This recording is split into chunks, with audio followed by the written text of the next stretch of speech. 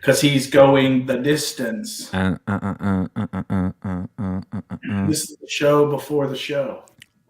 This is everybody's favorite show right here. The actual. This is where we talk. Oh, look at that. Nice little Sprawl in the Burgh ticket order just came across there. Nice. Always nice to have orders come in. Shout out Devin Heinel for the family there supporting their boy, Devin Heinel. We just announced his bout yesterday, I think, against Dalton Paxson from Gracie Baja Beaver. Already selling tickets. Devin is out of Stout, so you know those Stout boys and girls know how to sell some tickets. They got pretty decent leadership there, I would say. That team does all right for itself. Yeah, man, so that's super exciting. Let's go. Start off the stream with some tickets. Hi, folks. Welcome. It's funny because I can like vaguely hear you across the hallway. Like I can't really hear you, but when you talk, I can tell you're talking. Oh, wow. Look at this guy. Look at this jokester. What an absolute jokester he is. We got 2 minutes until 3 o'clock, bro. Yeah, man. But we're live already because that's just how we do things around here. So I'm going to pull up. What should we talk about for 2 minutes? Yeah, pull up Facebook. Make sure it looks and sounds aight. I'm going to look at iTunes. YouTube. We need to do more with YouTube. It's like this. I hear people watch a lot on it. What is YouTube? Is that like Vimeo? I don't know. Is it like I don't know. I can't even think. How do I find it on YouTube? It should just be there. Live. It should just be right on our page. Wait, this is live now. Yeah, it should be live now. We are live now, bro. No, we're so live. Live page. We're super live. Started streaming 118 seconds ago. That's awesome. Seconds. Mute that. YouTube out here measuring in seconds. Started streaming 118. Ooh, we're not quite 3 p.m. All right, so if anybody's here right now, first off, what's up? Thanks for tuning in. We always love having you here.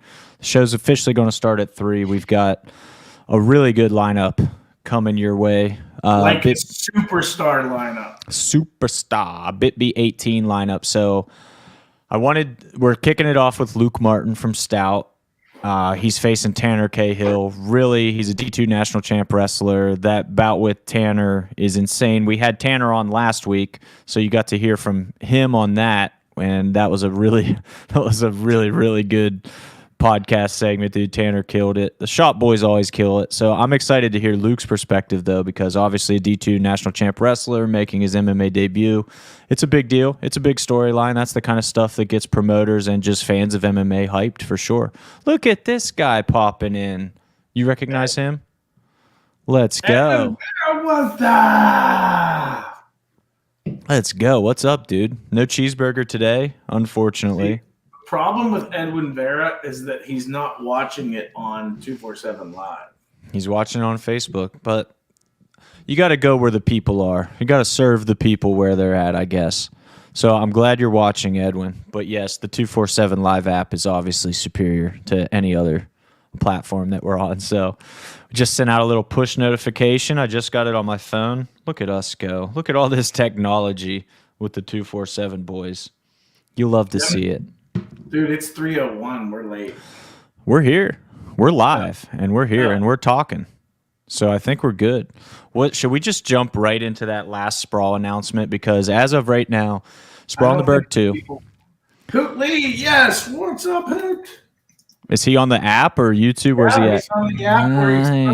Nice. Hoot.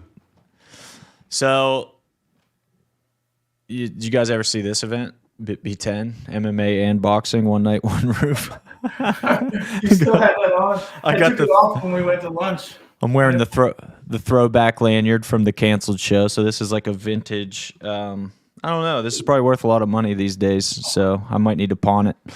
But yeah, we got a stacked lineup of BitB18 competitors, superstar lineup, but also Sprawl in the Burgh 2 Friday.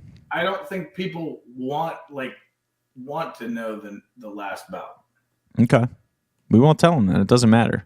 Nobody needs to know. We'll just never announce it. Yep.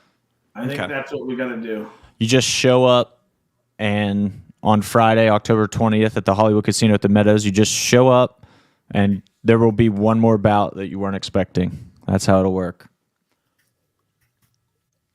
So actually, I would be okay with that if it wasn't like a pretty hype matchup. It's really good. Hoot Lee is just tossed a hammer chew in about to watch some 247 live. Dude, that's the life right there. Nothing's better than that, man. That is amazing, actually.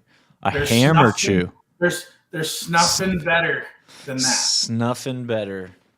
Wow. Ryan's got a way with words. I do. That's awesome. So Sprawl on the Burgh 2. Do people want to know the last bout of Sprawl on the Burgh 2? Do you think the people want to know? They probably want to know. I've seen some people who want to know. Whether they're here right now or not, that I don't know. But we're going to use this to clip out and announce it on social anyway. So I'm going to say it so I don't have to say it twice. Here's the deal. Hoot Lee decides if we announce it or not. All right. And if Edwin's still here. Edwin or Hoot, if either one of you, let's have a unanimous vote. Dun, dun, dun. Will the votes roll in? We'll give them a minute. So it's hype, and it barring, a fighter dropout, a pull out, canceled bout, something like that. This bout will be the last one on Sprawl on the Burgh 2. We're really, really pushing the max on that. Sprawl on the Burgh 1, we had 32 matchups, I believe, and that was too many. And we talked about not doing that again, but here we are kind of doing that again with 27. Yes. So I said when we were going into it, 20, max 25. And then my staff obviously listens to me well. I mean, you start rolling, and it's like Dalton Rosta once on, Josh Fremd once on. We get Nicky Rod in this weird exhibition, incredible 3-headed Hydra match, and it's just like, all right, Alex Hudick once on late notice. They were not saying no to any of these people. Yeah. We voted yes. All right. I'm surprised Hootley with the chaw didn't say no just to be that guy. He should have been that guy. Edwin Vera has not responded. He stopped listening. Edwin just popped in and immediately popped back out. Said, I think he's like a 1-minute man. Oh, nice. I mean, no, he was only in for a minute. What do you mean? Yeah. Yeah. Wow. Yeah, he was only in for a minute. Yep, that's definitely what. That's what I meant. I don't know about you. Let's do it. All right, here we go, ladies and gentlemen. The last matchup for Sprawl on the Burgh. What's up, Jared Billy, Ryan, and Hinter? I like that type of Hinter. Of correct spelling. I like that. All right, here we go. The last one.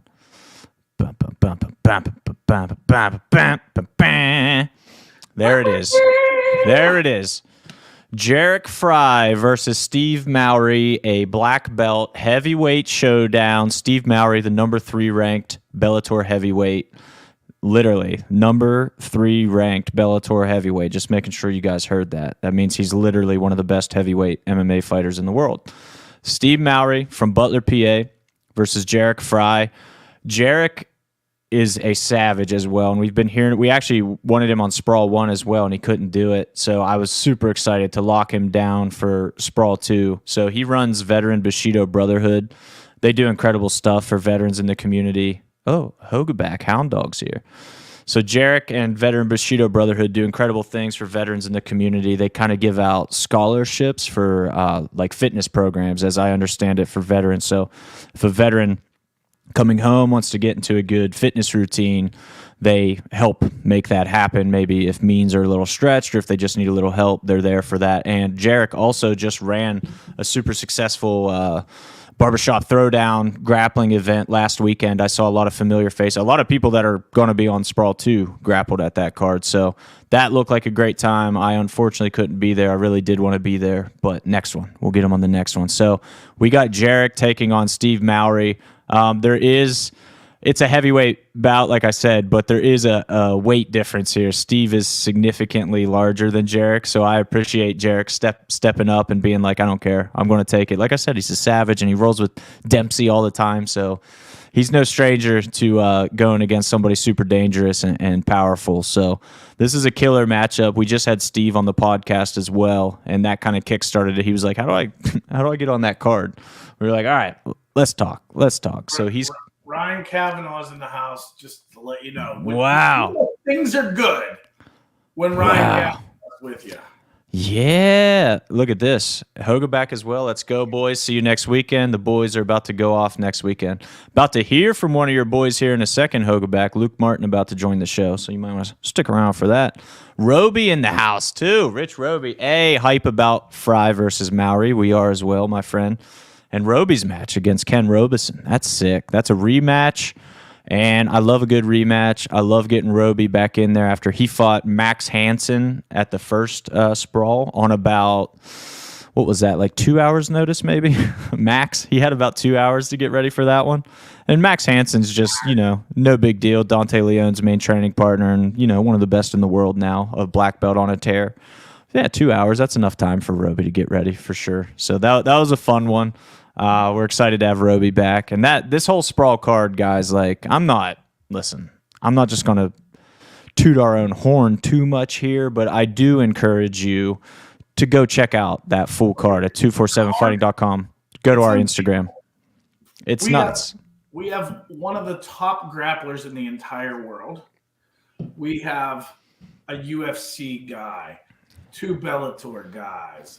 We have savage gentlemen in the house. We have we haven't even started talking about Gavin Teasdale and Lucas Siebert and this Chase Boyd. I'm not even looking. Like, there are so many awesome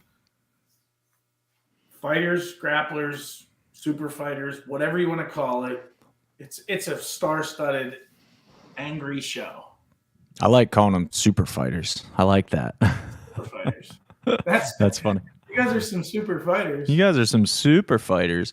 But yeah, I just if you go to our Instagram, it's at 247 Fighting Championships. I just posted a video today where every matchup is in that video, and I actually included Jarek versus Steve. So if anybody was really paying attention, they would have known this already. So that's a fun little Easter egg. So Hoot Lee was wanting us to correct the record and say that Taylor Cahill is a 1 minute man. Just so we know. Ryan Kavanaugh is watching on the 247 Live app. If you haven't, there's nothing main event about that Hunter. Listen, hey, you guys know. There's people that do and people that talk about it. Okay, Hunter talks about it. He's never even played football, but he'll talk about football like it's like he knows everything. That's true. I do that. He was like, did everyone see the James Franklin thing the other day? Hunter, did you just see throw it deep? Yeah. Yeah. So this reporter says the dumbest thing in the world. Like, what was it? I didn't see the question, but I heard that James Franklin reacted real crazily to it. And now I'm interested. The guy was like, do you ever think of just telling Drew to, like, no matter what, just like have someone run a deep route, and even if he's covered, just throw it. It's a great question. Like, what's that? That's a great question. I don't know what you're talking about. And he's like, I don't even understand the question. Like, why would you do that no matter what? Like, no matter what, you're just going to throw the ball to the guy that's covered. No, I do never. So the reason I saw that is I believe the reporter worked for a certain outlet in Pittsburgh, and nice. That warmed my soul a little bit. So there was that. Yeah, well. But honestly, I mean, I think the Steelers need to adopt that a little bit. Just Pickens deep. Every single play, Pickens just runs a vertical, and just in case, Kenny, just do it. Like, just have him run a lot of deep routes, or like every run play. More deep routes, hoping someone gets open. But to just say, have you ever thought about just telling him to throw it to a covered guy Oh, I've never thought of that. That doesn't even make sense. What are you talking about? It's the Tom Brady, Randy Moss method, and they broke every record in the book with that. Yeah, but it's called he is always open because he's a foot taller than everyone else and twice as athletic. Yeah, it's a good combo. I like that combo for sure. Steve Mowry, boom! That's a foot. Yeah, speaking of being a foot taller than everybody, Steve Mowry. There you go. That is a good segue. Oh, really? He's 6'8". Reading the comment. Oh, who said that? Who said Steve Mowry? Boom. That's what. See, on 247 Live, you can't see it on StreamYard. You can't put it out there. Right. Downside to it. Yeah, that is a bit of a downside. I do like putting Yins's comments up there. Yinzer Scrap Pack. We got Luke Martin coming in like 2 minutes. He should be here. I sent him the link, so if he's listening, Luke, go ahead and get in there. Here's where we'll see who is on time, who is professional, and you be the judge yourself of who shows up when they're supposed to, and who's Taylor Cahill. What do we have sitting in the seat? A bison head. That was awesome. Go ahead, yeah. The Bison was a good stand-in, especially because he just became head wrestling coach of the Bedford Bison or whatever they are right before that. It was very fitting. Luke Martin right on time, 3:14. What do you think about that, Taylor? And then boom. Are you ready to get? Let's get Lucas in here a minute early. He's a minute early. Look at this guy. Total professionalism. What's going on, dude? How are you doing today? I'm good. How are you guys? Doing awesome, brother. The car, this is Lucas Siebert was in a car. Tanner was in a car. Dalton Rosto was in a car. This is a theme. This is a theme right now. I think that's where the cool kids have their interviews is in a car. Must be. That's why we're not in cars. That's why we're out of cars. So how's everything going, dude? What's your day shaping up like? You training today, or are you basically coasting until weigh-ins at this point? I'm about to go to Stout right now, get some grappling in, hit the sauna. And then I got to pick up Josh Ramirez from the airport. So that's about it for me today. Nice. What is the Ramirez connection? So for people listening, Josh Ramirez is grappling against Josh Fremd at Sprawl in the Burgh 2 the night before Luke fights at Brawl in the Burgh 18. So Ramirez has a lot of hype behind him. Obviously, Fremd is an active UFC middleweight, so this is no easy matchup for him. And I know Ramirez trained some at Stout, but he lives in Louisiana from what I understand. So, like, what is the actual connection there? Me, him, and Siebert, we all went into college together at West Virginia. Like, we were all freshmen the same year, and we were all friends. And I think that he was kind of the first one on like the MMA thing. Like, he was kind of the first person that I was close to that was like definitely gonna fight at some point. Mm-hmm. And we were all good friends. And then, you know, things happen. Whatever, people go different ways. He ended up transferring to Fresno State. After 1 year there, they cut their program, and then he went JUCO at Iowa City Central. I think it's what it's called, Iowa Central. Yeah. So we're all boys. We all still talk and everything like that. You know, we're all still close. So. And now Lucas obviously also competing at Sprawl in the Burgh 2. Now all three of you are back together on that weekend. That's a big weekend for the former WVU boys. Yeah, how about that, dude? I like that, dude. So how's your journey been, man? Because I know you've had fights scheduled. You've been thinking you were going to compete at some events, and it just wouldn't come through. All kinds of hurdles. Obviously, with your background, it's a little harder to match for a debut. What's that whole experience been like? And now, obviously, finally having something that's going to happen for you. Dude, it's been crazy. So I was supposed to fight August 5th in Morgantown. I was supposed to fight Magdi Almakov.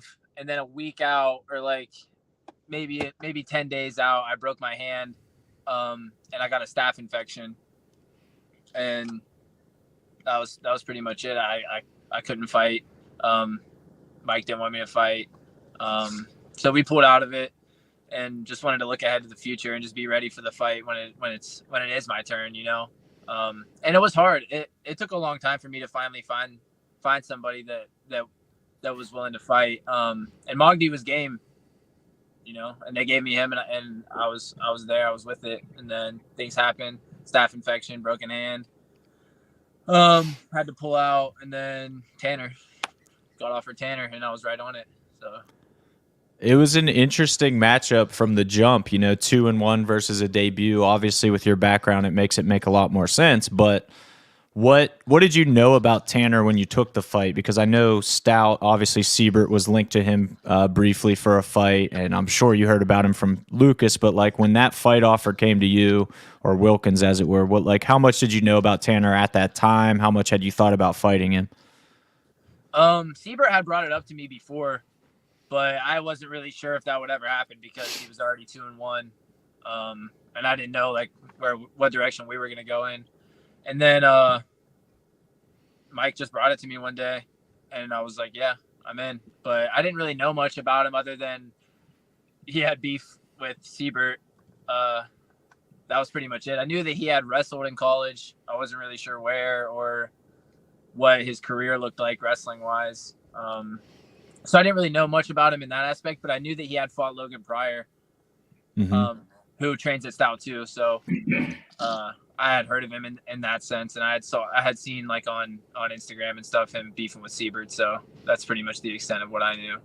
So do you call Lucas Siebert like your buddy? You call him Siebert all the time? Yeah, I always have. I don't know why. I think because that's his last name. I think growing up wrestling, like you just automatically call people by their last name a lot. So I don't know. I always do. It makes sense. I had to throw up the fight poster for the good people out there watching. So this is the matchup: Lucas Martin versus Tanner Cahill. This is for sure one of the most hyped bouts on the card, just in terms of not only the skill level from both of them, but also the amount of attention this bout's gotten, as we kind of talked about the trash talk, the beef, the back and forth. Did you get to listen to Lucas and Tanner last week, Luke? Yeah, I did. I listened to both of them. Tanner hasn't really said that much like about me. Really, I mean, he said that he was going to win the wrestling exchanges and that kind of shit, but it's all just noise, dude. His brother was like chirping me on Instagram or whatever, dude. It doesn't mean shit to me, dude. I'm coming to fight, just point blank. Like, I'm coming to bring the fight, and I'm sure he is too, dude. He's 2-1. He's got a couple wins. I'm coming to fight, and so is he. It's going to be a banger. You have plenty of experience with, competition, but none in the cage. And so how are you mentally preparing for being the only one in this bout that is making your cage debut? Is that at all a part of any kind of game plan? No, I mean, I spent my whole life like feeling pressure from wrestling, like just always being like a guy that people like wanted to watch. Like I was always an entertaining wrestler. So for a long time, I kind of fought that pressure, like that like scared to lose, like that fear, that fear. And eventually, like when I was at Fairmont, I kind of learned how to like let go of that kind of stuff, of just like that pressure you put on yourself. And I kind of realized that like through training, you can kind of put it away. Like you can kind of put it in your back pocket. And for me, like, it just doesn't really matter. Like debut, whatever, it doesn't really matter. I'm poised. I'm ready to fight. I train hard. I got Mike. I got Will. My teammates believe in me. Siebert believes in me. I believe in me, So I don't got to worry about all the other stuff. It's just I'm coming to fight, and when the door closes, it closes, and we're gonna fight. And then no pressure. I'm just ready to go. I've always been a competitor. I'm still a competitor. I'm gonna be a competitor for my whole life, and that's just how I am. This is the first time that you are competing against someone that you get to try to punch them in the face literally as hard as you can possibly do it. Like, does that sound like fun? Yeah, dude, that does sound fun. I'm excited for it. I'm excited to show, what I've been doing on my feet. I think a lot of people are interested in seeing me wrestle in there, but maybe I will. Maybe I will wrestle. Maybe I'll just punch him. Maybe I'll kick him. Who knows? Who knows? It's an MMA fight. It's not a wrestling match. Like, as much as he seems to think that it's going to be a wrestling match, if it was a wrestling match, that's cool. But it's not, and we're going to fight. And if I choose to wrestle, we will. And if I would just want to stand up and fight, we can do that too. It's nothing to me. It's what I've been training. I've spent a while doing this stuff now. Like, I'm ready to go. Like, I've been ready to compete for a while, and I'm ready to go. I'm itching. You're confident you'll be able to dictate where the fight is taking place at any given point? Yeah. I'm pretty confident. I'm not worried about wrestling. I'll always have wrestling. I'm not even worried about striking, but like, if it comes to that, then I can wrestle, and I'm not worried about his defense. I'm not worried about things that he might do in the fight. I'm not worried about anything that he's doing. I'm worried about me and what I'm doing and what I can implement that we've been working on. If I take him down, then I take him down, and if I don't, then I don't. So it is what it is. I like that mentality, man. And obviously, this is pretty cool because right now we got Hoga back saying they ain't ready for my dog. So there's one Stout. Oh boy. Miguel, Luke Martin, next best thing. And then Siebert. Luke Martin was born for the light. So the whole team is behind you, obviously. What's that dynamic been like for you at Stout, and what brought you to Stout in the first place? Was it that connection with Lucas and Ramirez, or what really took you there? Yeah, it's definitely the connection with Lucas. So I was originally going to move to Colorado. I spent some time in Denver at high altitude last summer. And I was planning on moving out there, but things happen. Things are expensive, so especially Denver, Colorado. So Pittsburgh just seemed what I wanted. It seemed like a professional gym, like with professional coaches, and not saying I didn't have that at home in Parkersburg, but I didn't have that feel of like a bunch of dudes that really want to compete and want to make each other better.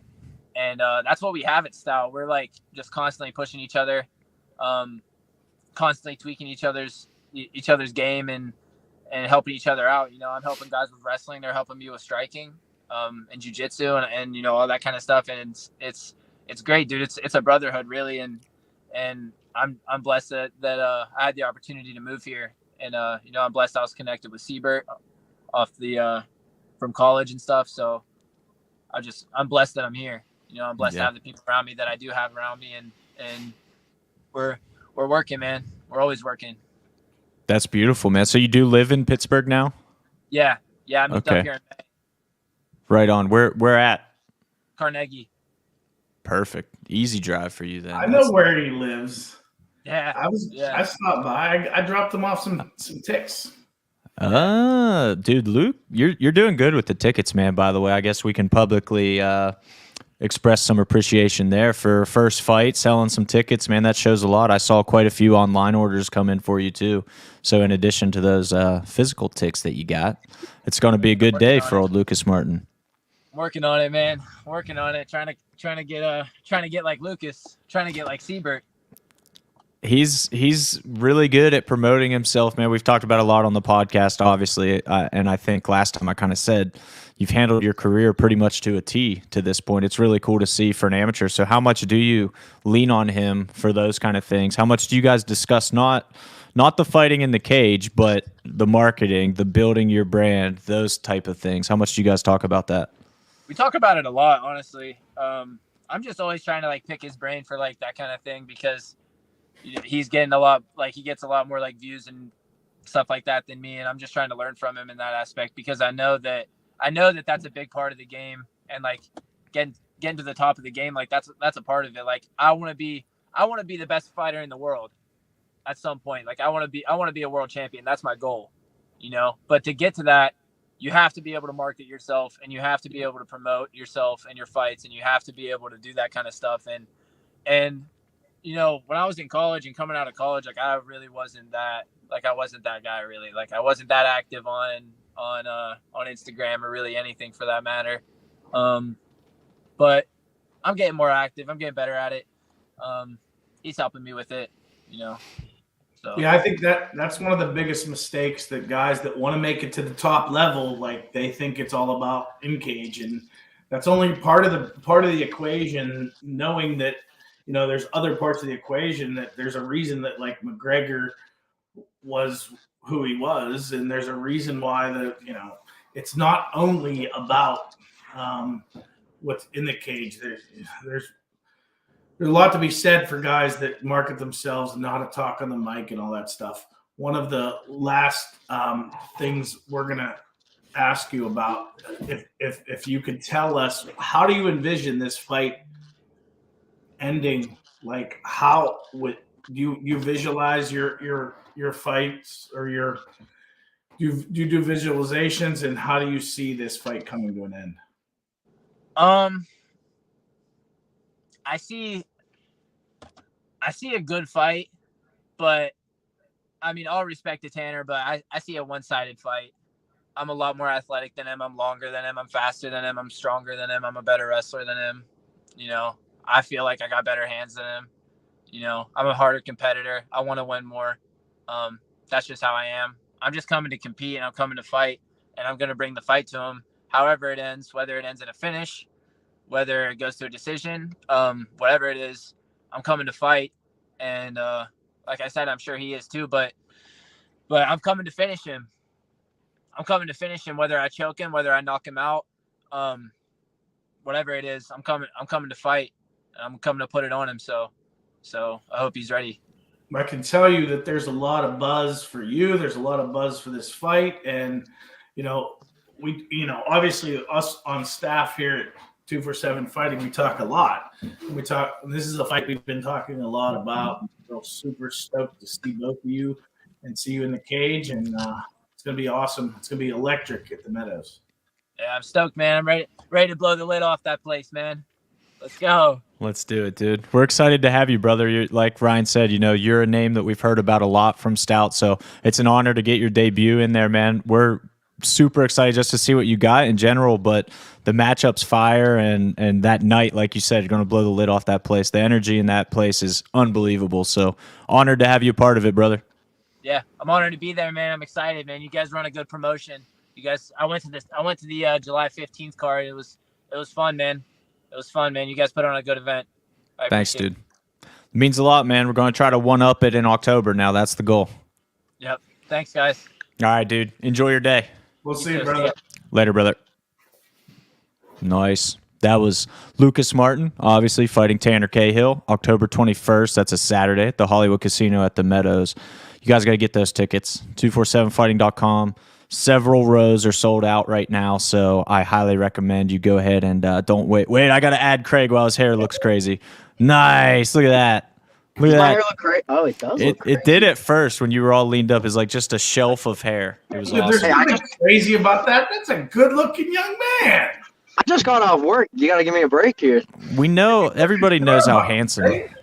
Everybody knows how handsome Craig Perry is. Can you guys hear me well? Because it's connected to my car. Yeah, you sound great. Sweet. As long as you're in a car, that's the mandatory part. Yeah. I know, that's what I feel like every MMA fighter does their interview out of a car. What's up with that? Is that planned? Where you like, let me get in the car before I talk to them? No, we're just busy guys. We're always on the move. There you go. How was work today? It was whatever, It was a Friday, so it was kind of busy, but it's a pretty easy job compared to like some of the guys at the gym. They work like construction and stuff. Mm-hmm. So I'm not complaining. I got a nice easy job. That's why they're strong. Who? Those guys at the gym that are working construction, they're strong. I know. I do feel bad because we all show up and like some of them are like they still got like grease on their face or whatever, and they're like super tired. And I mean, I'm tired too, but I'm not as tired. Boy, hey guys. You got like caffeinated. Yeah, you got like milk. You got like a milk foam mustache, and you're just showing up, just pounding a pumpkin spice latte on the mats. Those are good. Oh, you're a pumpkin spice guy? I do like the pumpkin spice, but like since it's so close to the fight, I like if you look at the calories on it, it's kind of ridiculous. So I'd rather just save my calories than drink a like 500-calorie drink in like 2 seconds, you know? Sure. So if you don't have a fight coming up, let's take diet out of the equation. Like, what's the ultimate Starbucks drink order for you? Oh, that's a good question. Because I really do just like that. Like we had that interview a while back, and I said I just like a blonde roast, which is like a drip coffee, and just put cream in it. And that's what I do all year round. But like if it's the holidays, the pumpkin spice is good. And Americano is so much better than drip coffee, bro. no, it's still watered down. Dude, what do you think coffee is? Well, but like I don't know. I'm just not, and it's so hot because it's like piping hot water. You know? Yeah. Is that what you get? Yeah, I mean, so here's the thing. You can just admit you like Dunkin' better, like us. Do you think? Oh, I mean, Dunkin's definitely cheaper.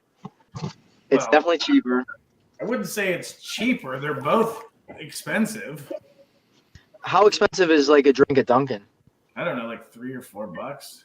That's not bad. I feel like the average drink that I see like rang through at work is probably like 7 or 8. Oof. Yeah, Well, it's expensive. I also only drink like an Americano. Like I don't drink fruit like all the ingredients. All That's the true. That'll crazy- give you a cheaper drink. Yeah. Well, that's good, dude. I mean, you got to have that caffeine to get through these training sessions because obviously got another fight coming up, brother. Saturday, October 21st. This has been circled on your calendar for a long time. I feel like you signed this contract about 6 years ago at this point, it feels like. It was a while ago, but time flies. Like crazy. I feel like it was just September, like the other day. How is this camp going? You know, like it's Dave's no longer there, and there's a little bit of a change in the guard at the academy. You're probably getting coached by Kama and yelled at by Kama a lot more. And I know how quiet he is. So how's the training camp? Yeah, it's exactly like that. I mean, Kama's on it. You know, he's like fully focused on us, and I do miss Dave a lot because I liked him and I thought we had like a good chemistry. But Shaka's been helping me a ton too. He's been Nice. super helpful, and obviously like Kama, Chris Deep's still there, and I still go to Chris Williams. So just like to supplement Dave, I try to get out to the Mat Factory as much as I can. But yeah, it's been going good. I mean, I can't complain. Training camp always kind of sucks at this time anyways. Like, you know, it's like now it's tailing off towards the end of like the hard week. So the last week shouldn't be bad, but yeah, it's pretty good. I don't think anyone at the academy knows your name. They just all call you McGregor. Yeah, exactly. There's actually someone that comes to the academy now that's named Connor, and and I feel like people get us confused sometimes. Yeah, well, the funny thing is, like, I've said things to people. I've been like, oh, yeah, like Greg or whatever. And they're like, who? And I'm like, Craig Perry. They're like, I don't know who you're talking about. And I'm like, oh, yeah, McGregor. And they're like, oh, McGregor, yeah. Yeah, probably, honestly, Kama didn't probably know my name until, like, we started messaging back and forth on Instagram. He probably still doesn't. Yeah, That's he probably hilarious. Yeah, Kama's not a name guy. Not a name guy. No. Dude, this matchup in particular, we've had it circled for sure since we announced it, since it was signed. It's really interesting, man, because your career, I know we talk about this a lot on the podcast, and I'm sure you've heard it before, but your record is super deceiving for your talent. I don't know if you listened to Chris Williams' podcast, but we talked a lot about that on his. And your opponent is in the exact same boat. Like, he's 1-3, but if you dig into his 1-3, man, super quality losses against good fighters. You guys are like two of the best 1-3 fighters in Pennsylvania for sure. So, yeah, in Pennsylvania history. So, like, how much A, do you even care about your record? Do you think about that? And B, like, what kind of pressure does that add if you do? I try not to think about it too much. I mean, I obviously want to win. But like there's like the two sides of it. Like the one, like the amateur record doesn't matter, but also like you want like learning how to compete is also learning how to win. Like the first fight, since I didn't have like a wrestling background or a boxing background, it was just like, I don't want to say like good enough, but it was good enough at the time to get in there, like know that I could do it, and then like just prove to myself, okay, like you're good enough to, or not even good enough, it's just like you can do it, like you can get in there and compete. And then but now I feel like I want to be able to compete and learn how to win, because like anyone can go in there and just be entertaining, like, but to learn how to like pull out a win, it's a lot harder, because like even in the last fight, like when I got my first win, I remember after the second round, Dave told me, he's like, you're up 2-0. He's like, I don't want you to like slow down. I want you to go. And I was thinking like, man, this is like a lot of pressure now, because like I'm up 2-0. I don't want to ruin it. So like there's a difference between being like, screw it, let's just fight and whatever happens, happens. And there's a difference between like wanting to win. You know what I mean? Yeah. Absolutely. How did you feel in your debut fight? That's a really interesting point. I just want to expand on that, because your debut, I thought, was pretty close. You were definitely getting out wrestled, but you were also definitely winning on the feet. Mm-hmm. So going into that third round of that fight, did you feel like I need to go win this thing, or did you feel like I'm behind, I'm ahead? What were you thinking in that one? That one, it's so weird just because like it was such a new experience. Like I honestly barely remember it.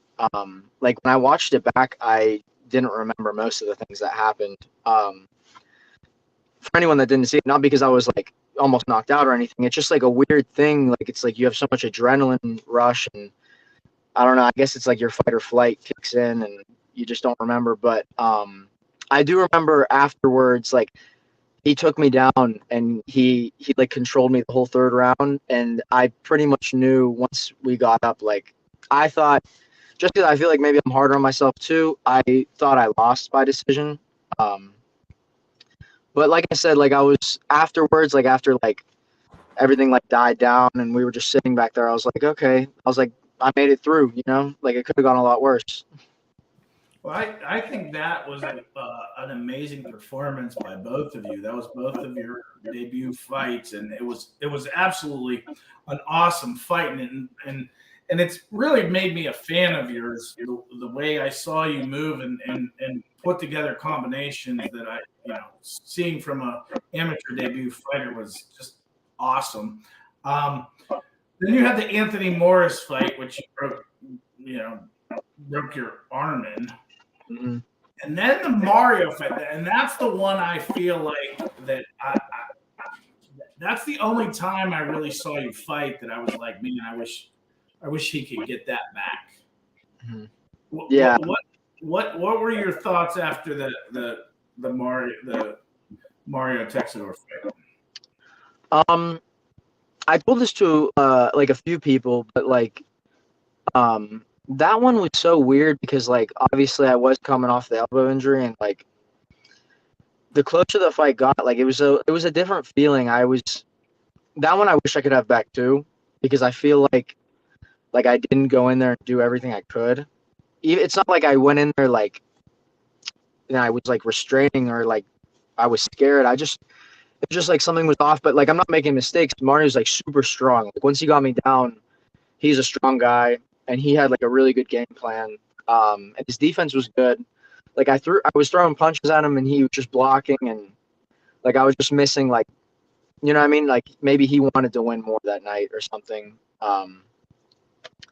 But that's why I think that helped me though, because going into the last fight I went into and going into this one as well, I'm like, it doesn't matter what happens in there. Like he's literally going to have to put me to sleep some way for me to like give this fight up for me, because I'm not going to go in there and like let myself not perform, if that makes sense. Like I just don't want to have any regrets. Like that's the worst feeling, like coming out of the cage and being like, I wish I would have done more in any way. And I know it might happen again, but like at least for the future, what I can control, I just want to go in there and like just give like everything I have. That sounds cliche, but that's just the mentality I have right now. Yeah, I mean, you're right that is like a very common fight cliche, but at the same time, those cliches are there for a reason. That is very true, and that's something that as a fighter, I think you need to feel, because it is that. It very much is, You or him, man. You're in a steel cage, and one of you is going to win and one of you is going to lose, so that definitely matters. the Joe Al fight, your last fight, your win.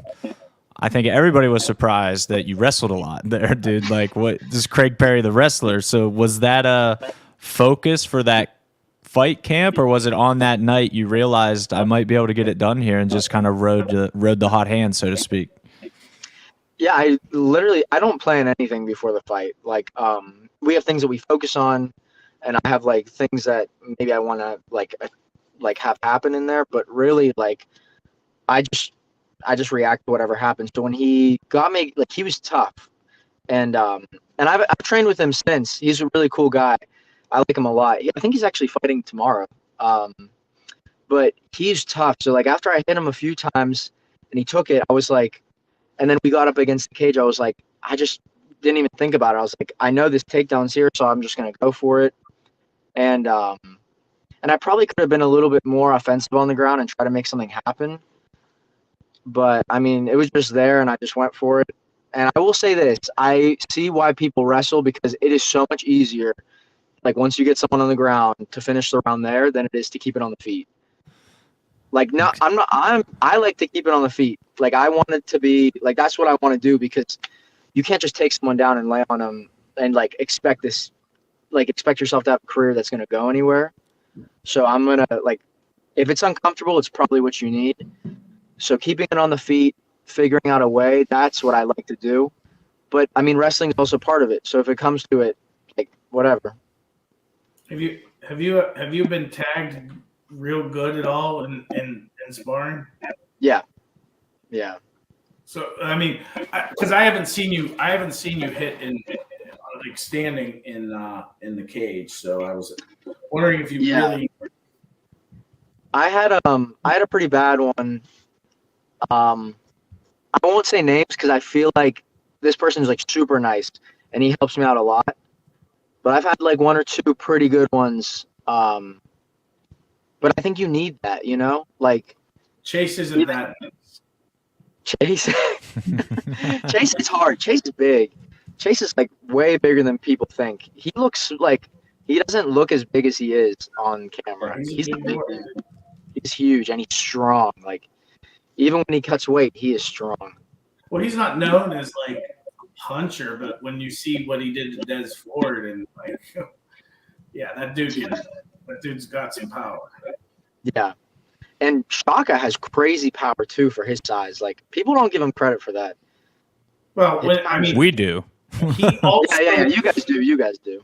He also, like, anyone who knocks someone out flatline in one punch, like, yes, you got power. Miguel chiming in. Let's go, Craig. What's up, Miguel? So proud of how far you've come. Look at that. Miguel, maybe the most supportive fighter in the Pittsburgh scene. This guy seems like he trains with everybody, loves everybody, helps everybody he can. So Miguel's the man. He's a beast. I see him, like, he runs like literally all the time. He's always doing something. He's a beast. That's Sprawl and the Bird 2 competitor, Miguel Francisco, by the way. Also Chase. Chase is on that Sprawl card too. It's like all of Pittsburgh is either grappling or fighting this next coming weekend. It's great. It's going to be a sick weekend. For sure, dude. So Mateo is not in the waiting room, so we might as well just keep it rolling with Craig if you got a couple extra minutes, dude. Are you good? Yeah, I'm good.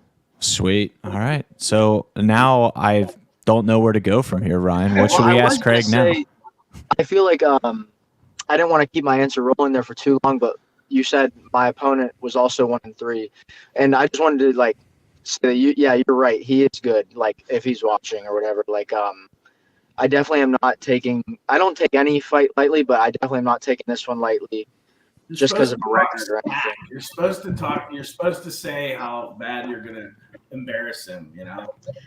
I can't. That's not my thing. Maybe if, like, this is what I think. I think that, like, if you're a pro, then yes, maybe you can, because like now it's your full-time job. But like yes, we're like 1-3, so, and like records don't matter. But also, if you're 1-3, like, you should probably focus on winning instead of talking smack. That's just what I think. So like, I know he wants to win. I would like to win. Whatever happens, like, it's not personal for me. And like, after the last fight, like I said, like, I took a picture with Zhao. How old is my opponent? Is he 21 at least? I think so. I'm pretty sure. All right, well we can take a shot. Nice. Whoever wins buys the other one a shot. How about that? There we go. If my opponent's listening after the fight, as long as I don't know what he's like, but whoever wins buys the other one a shot. I like that. I don't know if they're gonna believe you that you're 21 though. Me, I know. I look young. You do. 22 though. You're like 12. Like Yeah, but when I'm 50, hopefully I look 30. It's true. That's going to be the move. James Pauldine was on, and I was like, oh, they're the same age, but like he's like 15 or 16 or something. Nice. Yeah, a little younger. We do have Mateo now in the waiting room, so we can't keep this guy waiting. He's got the hood up. He looks like he's all business right now, so we're going to get this going. All right, cool. Thanks, guys. I appreciate you. Thanks for stopping in, brother. You're the man. We cannot wait for this fight. Later, dude. Thank you, guys. See ya. All right, Mateo. What's up, dude? How y'all doing? Good, man. How's everything going your way? Freezing in my house, that's all. So that's the hood. I thought you were like Rocky training out there or something. Nah, it's just cold right now. So, dude, we just obviously worked with you not long ago in Sharonville at 513 Fight Night and immediately turning around here at BitB18. I think it's a pretty fast turnaround, man. But you guys and that demolition team, and this is definitely something that I want to talk about with kind of Dylan Budka's career path and everything. You guys got to be one of the most active teams in the United States, dude. It just has to. I don't know the stats, but you guys have to be. It's just like fight after fight after fight. Yeah, our coach knows how to keep us active without being injured. Not that you can, if you get injured, you get injured, but he knows how to keep us healthy while we're being active. So he's real good at that. He's good at his job. What's that balance like? Like, what about it? I mean, you've been around a couple different gyms and stuff. What's Gary do differently, do you think, on that front? It's his coaching, man. I think it's just his fight IQ. It's really insane. Like, he tells me things, and then I go out there and it happens. Like, for example, before my LFA fight, I'm backstage with him, and I'm like, hey, I want to play around in southpaw a little bit. If you don't mind that, like, I'm going to play around there. He's like, yeah, but as soon as you switch southpaw, he's going to throw a high kick right at you. I'm letting you know.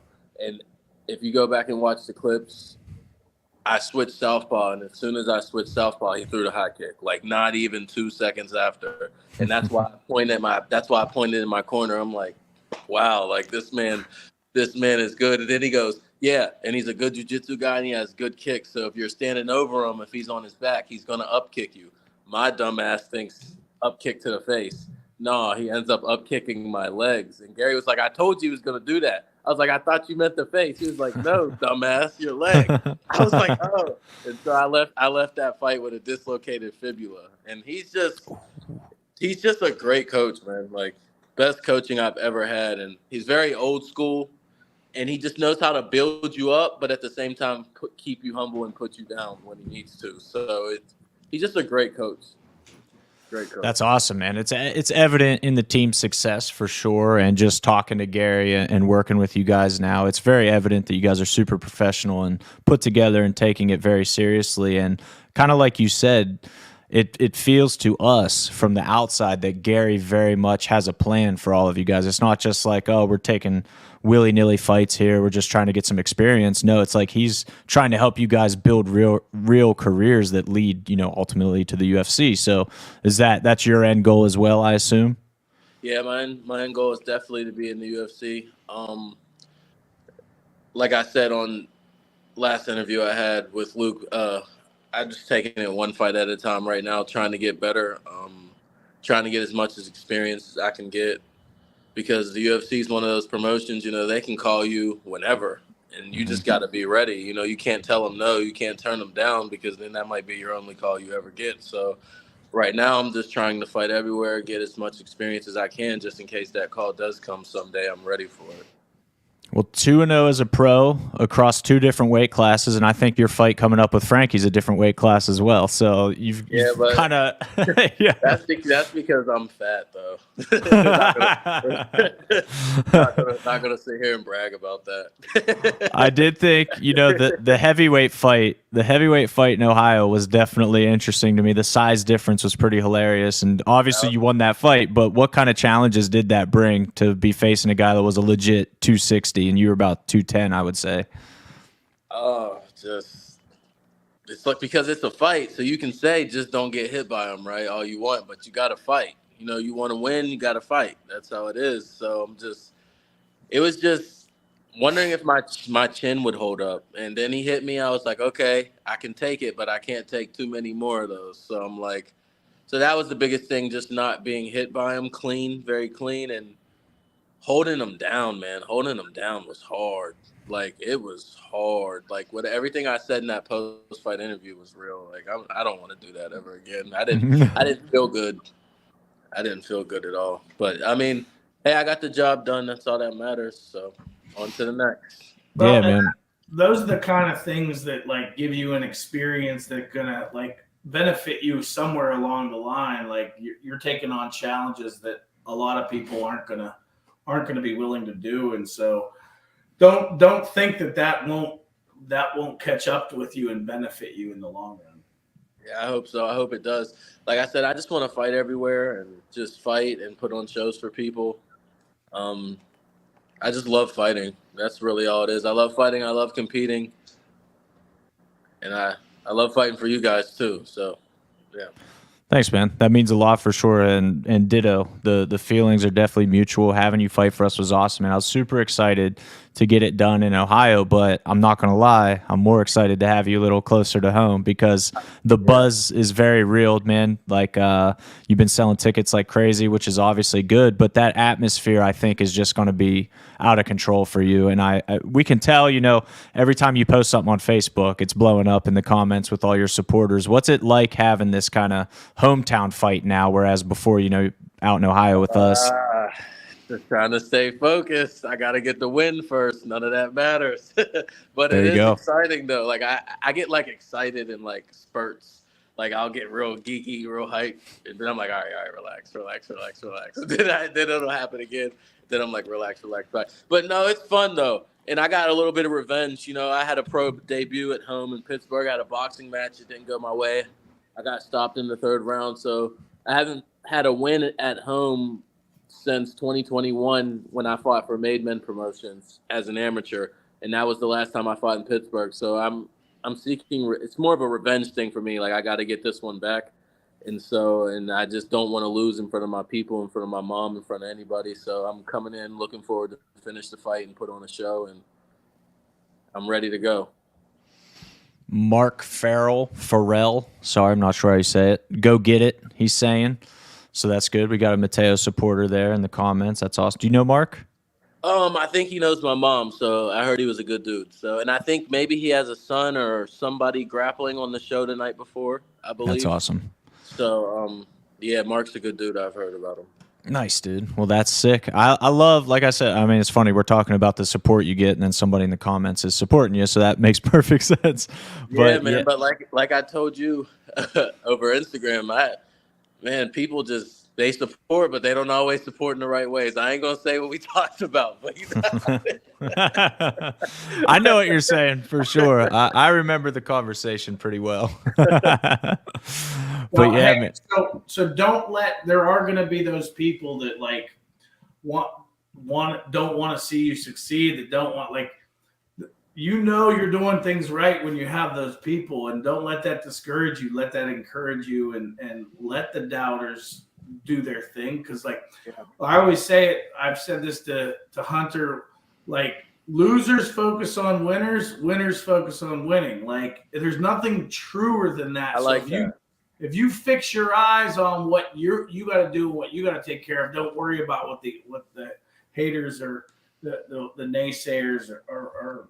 That was hard for me. Like, as 247 started growing, like, we had our share, and it used to bother me real bad. And Hunter can tell you now, it's like comical to me. So we just kept our focus, and actually, like, you can use that to drive you to do better. So yeah, I like that. Losers focus on winners. Winners focus on winning. I like that a lot. yeah, I write, so I'm gonna write that down. Actually, quote it. I like that. Nice. it could not be further from the truth. If you're focused on what someone else is doing, you have like, that's not good for you. You're gonna, like, be focused on the wrong thing. You got to focus on you doing your best, not worried about others. So yeah. Yes. Yeah, man. You only got so much energy, physical and mental. So any amount that you're spending on the wrong things is distracting from the right things. So that's perfect, dude. And with you in particular, man, I did want to touch on this real quick before we hop off. That fight against Quentin in Cincinnati, I was not only impressed by, going up, the size difference, all that was impressive in its own right, but it did seem in that third round like you could have just cruised to a decision, but you didn't. You kept pursuing the finish the entire time, which impressed me, because that Craig Perry was just on before you and talking about, sometimes you could make mistakes. When you're up 2 rounds, it's easy to say, oh, let's just cruise and get this decision. So what was it with that fight that made you want to just keep pursuing that finish, keep pushing to really get him out of there versus just, all right, let's just get this W and get out of here? Because I knew he was coming for blood. If you watch the beginning of the third round, he was coming out, like, swinging, pushed me against the fence. And that little part of that fight, I was like, wow, this dude doesn't even know how strong and how fast and how good he can be if he had this mentality the whole time. Like, that little part of the fight was, like, a little scary when he just said and just came, because he wasn't doing that the whole entire time. So right then and there, I was like, all right, I can't cruise. Because I did think about cruising. You do think about it. When you're on that stool and you're like, oh, this extra 30 pounds is, I'm kind of cruising. But then I was like, no, I'm a champion. I can't do that. Champions don't do that. So then I was like, I got to get the finish. I got to get it. And then I was getting frustrated because I wasn't really in any positions to get the finish. Like, I was going for Kimuras and stuff like that, but he was, he's a big dude. He's very strong. So I was like, all right, if I don't even get under the neck, I'm still going to just crank it, even if I don't get the choke fully. And that's what I did. And then he ended up tapping, and I got the finish late, and that's what happened. So, yeah, man. Yeah, it's definitely a thought, though. It's definitely a thought. But then I think about other times when I did that and the fight didn't go my way. So that helps me always want to finish. And, like, people like finishes. UFC likes finishes. Fans like finishes. People want to see finishes. So that's what I'm going for. So it goes without saying, against Frankie here, October 21st at the Meadows, you're going for the finish, man. But do you visualize this fight going any particular way? Like, have you studied Frankie a lot, or are you just going to rely on your skills and focus on you? I always visualize the fights in so many ways that I think that other fighters don't do. I don't only focus on what can go good, but I focus on what can go wrong. So when I'm, like, shadow boxing, things like that, like, I pretend like, oh, he rocked me. How am I going to stay composed? How am I going to retreat? How am I going to keep my hands up? What am I going to do? How am I going to poker face it? He comes out in the first round, does something crazy, shocks me. I'm on my back somehow. Don't know how it happened. Now I got to come back. I picture the fight in so many ways. It going good, it going bad, adversity. So, like I always say, I'm coming for the finish. I'm coming to dominate, but I don't expect another man to go out there and lay down, because I'm not going to. So if he brings a war, I'm ready for that. And I'm either ready to dominate or for a war. That's just what it is. And that's just the mentality I have every fight, because you can't sleep on no fighters. One punch changes the whole fight. Yep. One kick, one anything. So yeah, man, it's a lot of what you said, man, is just really good for any young fighters out there. I would highly encourage, take that seriously, what he's talking about, because you are on that path, like you said. Now 2-0 as a pro, going for 3-0 here in October, and you have the lineage with your gym, with Dylan just getting to Contender Series and then signed to the UFC. Like, those things are happening. That's a very real possibility for you moving forward, man. So it's an honor to be a part of that journey, brother, and we're excited for this fight. Thank you. I'm glad to fight for you guys, and thank you for having me, and can't wait to see you guys next week and put on a show. Hell yeah, man. We'll see you then. See ya. Take care, dude. Thank you, brother. All right, we got Glenn Ace Christner on deck, on time. Look at this beautiful soul. Look at this guy. Oh. Just chugged 7 energy drinks. Wait, hold on. I actually have pre-lift, right? I just bought this. I'm shaking right now, actually. I've had 9 kilograms today. Dude, please, Glenn, you concern me, brother. You really do concern me with that stuff. I will snort pre-lift before my workout. My heart doesn't matter. All right, I'm here for a good time, not a long time. I'm ready. My heart doesn't matter. That's one of the best, dude. We've heard a lot of good quotes. My heart doesn't matter is way up there. It's up. It's on the quote highlight chart now. It really is. It really is. And that's the most Glenn Christner thing ever, dude. I'll never forget the first podcast you did in studio with us, and when you said you had 6 energy drinks a day, like my jaw pretty much actually fell on the floor. Unbelievable. I could take a dry scoop right now. You don't have to do that. Listen, you don't have to. But it sounds like you're going, all right, let's do it. Do it. I know you want to do it, Glenn. Just do it. I have coffee in front of me as well. Coffee's his chaser. There's seepage. Well, I have a beard, so it's hard to keep it all in. Oh my goodness gracious, dude. You just chased pre-workout. Anyway, I'm speechless, bro. I'm speechless. Your heart bothers me. Like, I'm very concerned about your heart, but I am glad because you're back in the 247 cage, and a Glenn Christner fight is always can't miss television. That's one thing we know about a Glenn Christner fight. So this one's interesting. And you got your supporters in the comments already. Just want to throw that up there. Christina Schaller. Heck yeah, Glenn Christner. Let's go, Grandma Christner. Jared, Glenn's the man. Dude, you do have a really good support system too. I feel like I was about to say something else, but I'm going to switch to this instead. I like the growing of the Glenn Christner brand for sure. From your first fight with us until now, it's very, very evident that you've done a good job bumping your marketing every time. You know, your ticket sales get a little better every time. The buzz online gets a little better every time. What's that process been like for you in terms of just getting more popular? I'm like a doors-to-door salesman, okay? I'll talk to anyone. Very first thing that comes out of my mouth, I fight MMA. Hey, did you know I fight MMA? Dude, that is music to my ears. That is like the most Mark Cherico thing I've heard today. So that's a very good thing. That's what I was going to say. That's. I sell tickets on the job, okay? EMS. I pick somebody up, save their life. I'm like, you want to repay me? Buy tickets. Don't fire me. That's beautiful. I'm just imagining like somebody literally getting revived, and that's the first thing they see is Glenn Christner. Hey, buy tickets. Buy tickets. It's like, oh no, I died and went to hell. There's a guy. No, man, that's freaking awesome, and a good testament, you know, to your last fight. You get the meat bucks from your last fight, and wait, let's first talk about the meat bucks. How did that whole experience go down? What did you think of Strip District Meats? I'm gonna be real. The elk and the buffalo almost brawl entirely. But I love elk and buffalo. Amazing. I'm willing to go back down there just for beast burgers again. Phenomenal. Oh, the beast burgers, like I had them bloody. You know, I looked like an animal. Blood, beard, got the seepage. I had the blood everywhere. I was heating it. Kangaroo, not my favorite. You know, a little bit tough, hard to cook, but that's probably my fault. Alligator bites, can't go wrong with alligator bites. You know, but I'm ready to make the trip back. That's awesome. You might get the chance, dude. I mean, meat bucks are back on the table for BitB18. Strip District Meats is back, obviously one of our sponsors, and Brad and the whole team down there is just the best. So they're awesome to keep working with. We will obviously want to work with them forever, hopefully, because they freaking rule and their products rule. And like you said, beast burgers rule. I haven't had a beast burger yet, though. So how's it different? How would you say it's different than, you know, your standard beef burger? Beats me.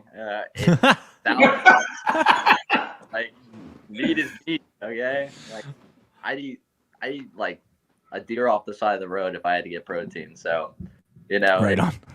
I liked it. It was bloody. That was my favorite part. I think Jared Billy might be on point here. He said, dude's going to be a bloody glove licker like BJ Penn back in the day. You know it. You know it. There- Super fun, licking it off. Who cares about the repercussions? I have white blood cells for that. There you go. There you go. The first fight obviously ended in a draw, and that's kind of why we're running it back here. We don't do rematches very often, but this one was pretty obvious. It was such a good fight, first of all. The action, like, I highly encourage any fun fight. Yeah, super fun fight, super even matchup, and I know both of you kind of feel like you could get that one back, so why not find out? So how many times have you rewatched the fight? How much are you kind of preparing for things that he does, or are you just going out there and doing Glenn Christner stuff? I did not rewatch the fight at all. 0. Okay. I know what I did wrong. I have this, like, I'm terrible at rules. I have no idea how it's judged or whatnot. So big problem of mine. So I know where I need to stand now. Okay.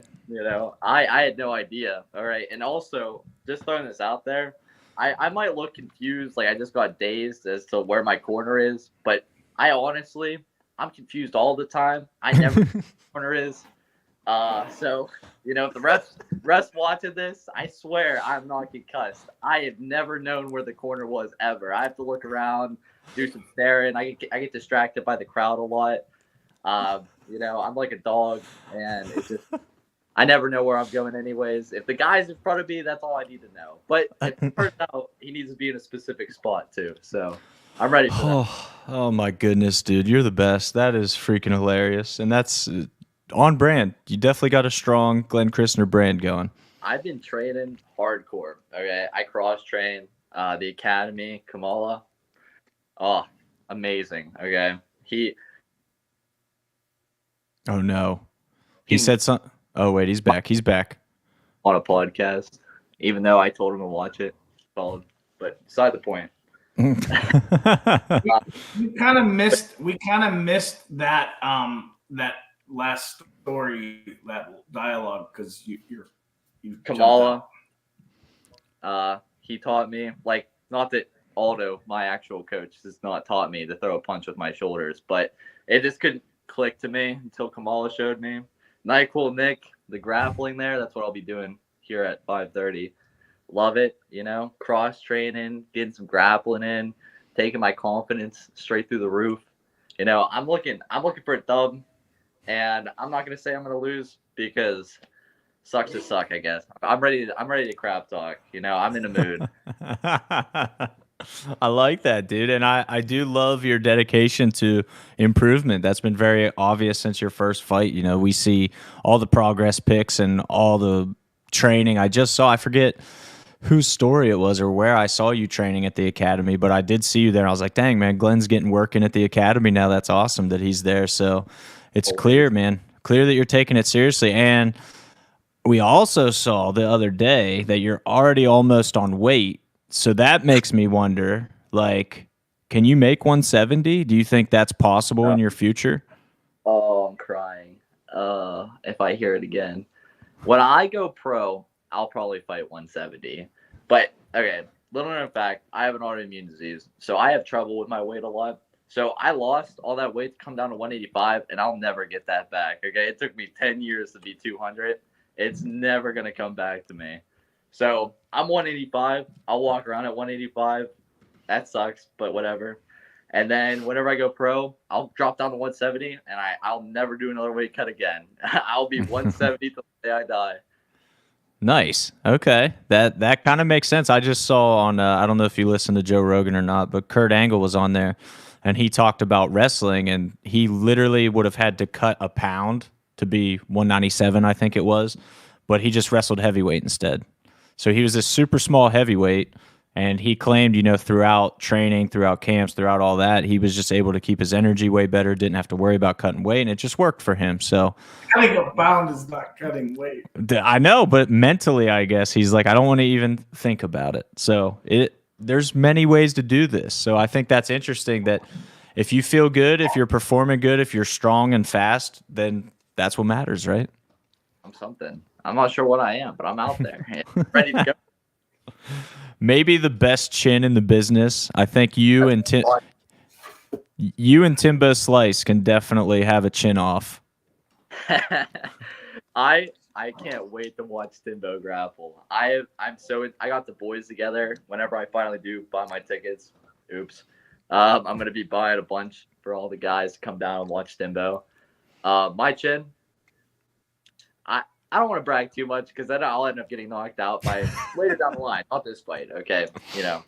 Or something like that. Who knows what my next opponent's gonna be like? But my chin.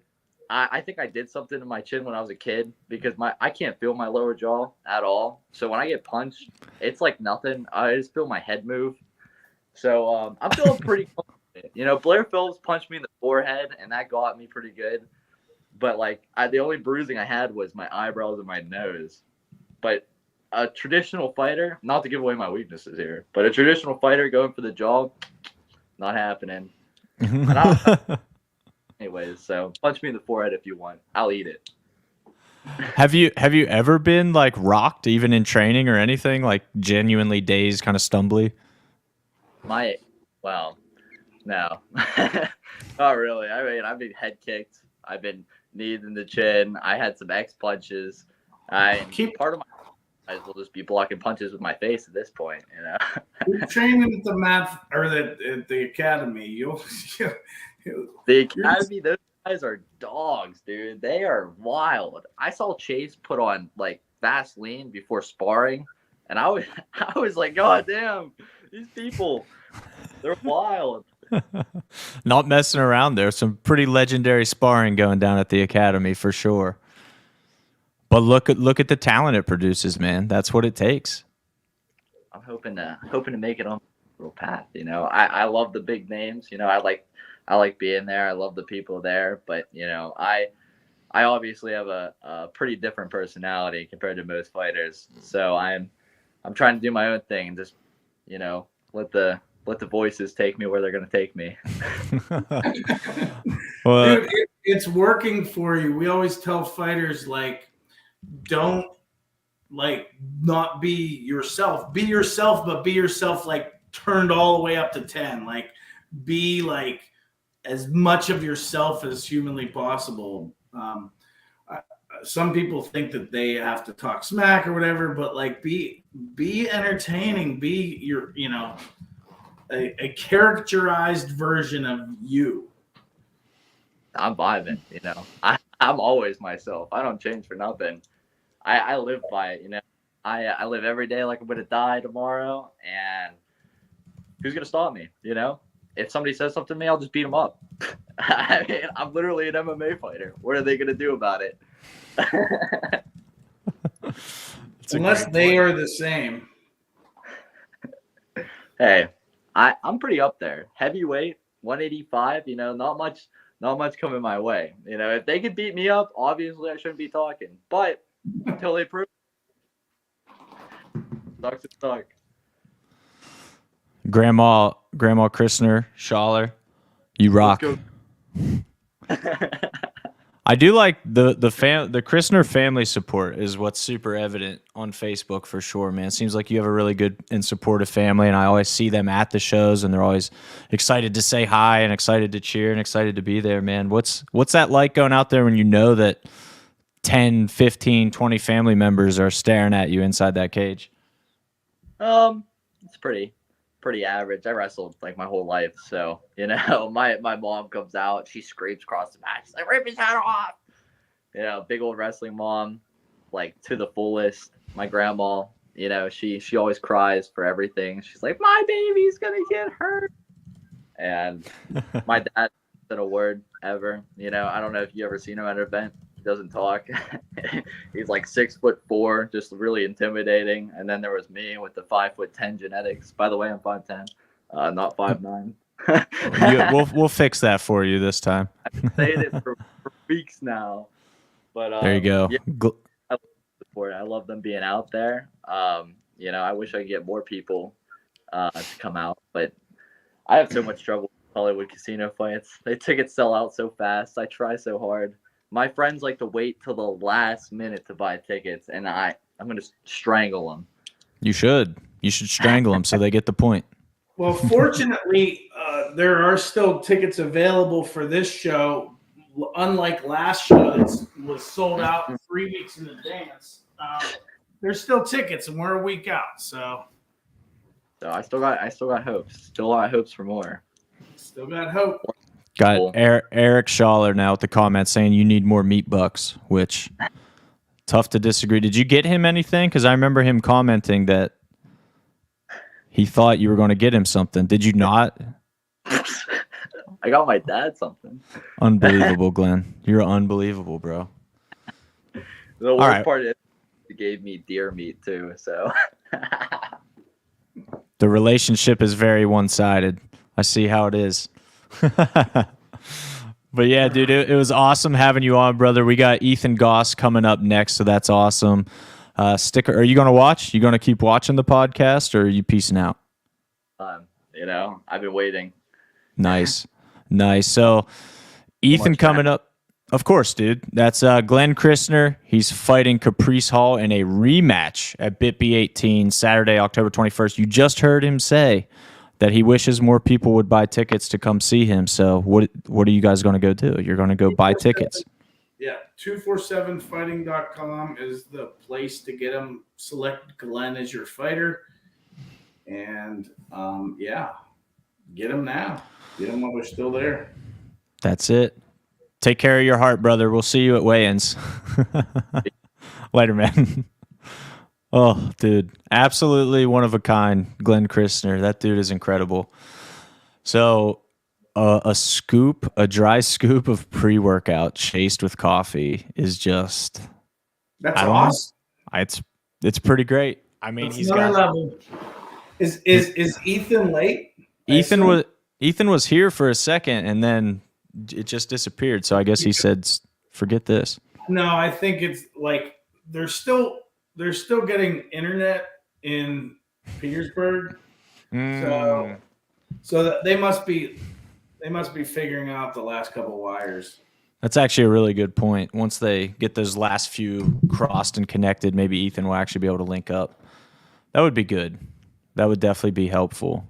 How do you think he bought raccoon food back in the day? Not online, just went to the local Agway. I mean, I don't know, dude. Goss is a piece of work. He's big timing us, man. The 247 pro featherweight champ Ethan Goss is he's big timing us right now. He's making us wait like he's Conor McGregor or something. He is cutting up into his own time. It's true. That's all there is to it. It's very limited out here. You think the UFC's not watching and they see how you treat your promotions? Dude, unbelievable. He said, I can't get my camera or my mic to work. Well, that's because you're a hillbilly. This is great. We should just have a text conversation. And I'll just read. I'll read his responses. Podcasts. Yep, this is what people come to see right here. Ethan's struggling. We should fax each other comments. Oh my God! What's our fax number? Yeah, tell the fax story from today. Yeah, so as part of the beautiful paperwork for fights, we needed to fax an eye exam form to an eye doctor so a fighter could get cleared. And this, doctor's office, optometrist, whatever, did not accept email as a valid form of sending things. Like, no email. No, we don't do email, but you can fax us like it was 1993. And I was like, what? So we didn't have a fax machine, but thankfully Ryan, Mr. Businessman over here, he's got it all figured out. And he had some kind of online faxing. What was that? I don't remember. I needed to fax something, and I just said, whatever. Ethan said, my phone and my wife's are doing the same thing. This is weird. So maybe we'll do Justin at 4:30 and then Ethan at 4:45. Yeah, we can try that. I'm letting him know you're the first one to have this problem. And you're also inbred. Say that too. And You're also inbred, Ryan says. There Got you it. Got it. Thanks. That is an important, very important note. Yeah, we've had 2 of these like back to back segments on the show, and Ethan Goss, the champ, is the only one that can't figure out how to work a phone. So since Ethan's not here, I'm just going to play video of Ethan versus John DeJesus. Yes. Oh no, he's here. He's here. I can't keep talking smack. He's here. Look at this guy. Look I at can't him. hear them. No, they can't. He can't hear me. Oh my god. I don't know. You can just call me Ryan. I'm trying to figure it out if I can do. Can you have an intelligent human help you with this? I think his wife's there trying to help, so that's helpful. But she's blind. That is true. Still nothing. Ethan still can't hear us. You can see he's a little bit sucked out. He is, man. Here, we're gonna wait. Can you hear us? I can hear you on. Eee. How about that? Can you hear us? No. Okay.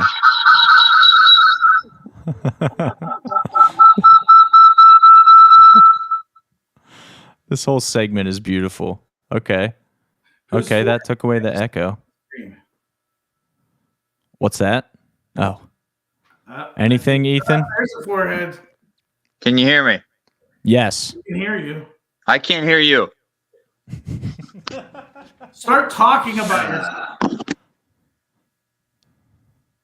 This is great podcast. This is probably the best podcast ever.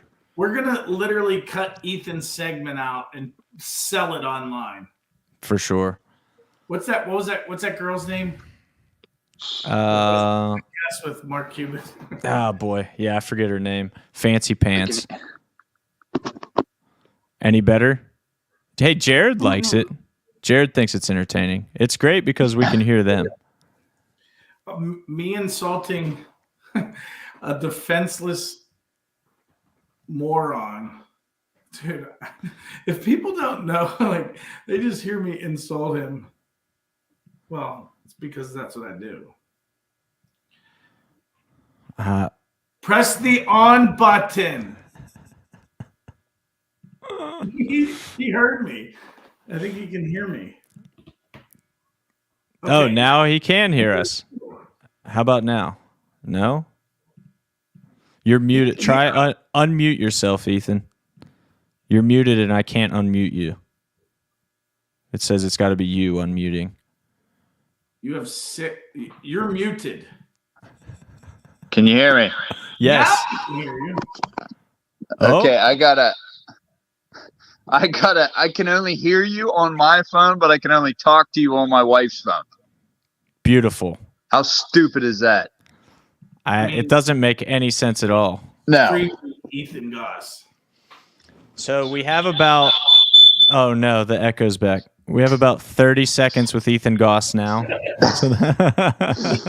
Ethan Goss is used to only being in action for 30 seconds. Nice. Hey, when you're good, you're good. So how's it going for real, dude? Ryan was commenting. I don't know if you could hear him, but he said you looked a little sucked out. So I guess the weight cut is in full effect right now. Yeah, we're, I'm probably about 12 pounds over, somewhere right around in there. Obviously I've come down from in the 70s, but, everything's pretty good. I'm pretty energetic, feel pretty good. That's kind of neat how you're coming down from the 70s and your internet connection's like from the 70s. Yeah, it's a stupid app that you wanted to do this on. I don't know why. Not blaming StreamYard. That's it. That's it. I want to know why he's the first person to have this problem. We've had like 10 people doing this now. It like blocked me out. Yeah, it says it blocked my mic and my camera, but Like, I can't hear you off my wife's phone, but I can hear you off my phone, and you can't get my picture off my phone, but you can get my picture off my wife's phone. So it's all fucked up. These are the battles. We just want to put you through some mental tests before your title defense, man. Building that mental fortitude, you know. You're testing it, because I'm already on edge by not being able to eat for the last 6 weeks. It makes sense. Would you say you've trained more for this fight than your Sprawl in the Burgh matchup in July?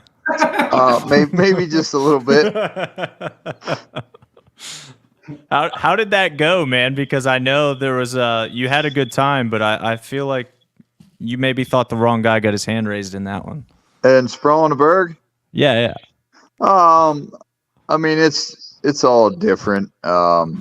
It's two different sports now. But I mean, in a legitimate contest where if you were going to fight or actually grapple, or if you were life or death situation, I probably would have got my hand raised in that one. But you always got haters like Ryan who, always wants you to lose and always going to vote for the other guy. Yeah, good thing I'm not a judge, bro. You'd be 0-9.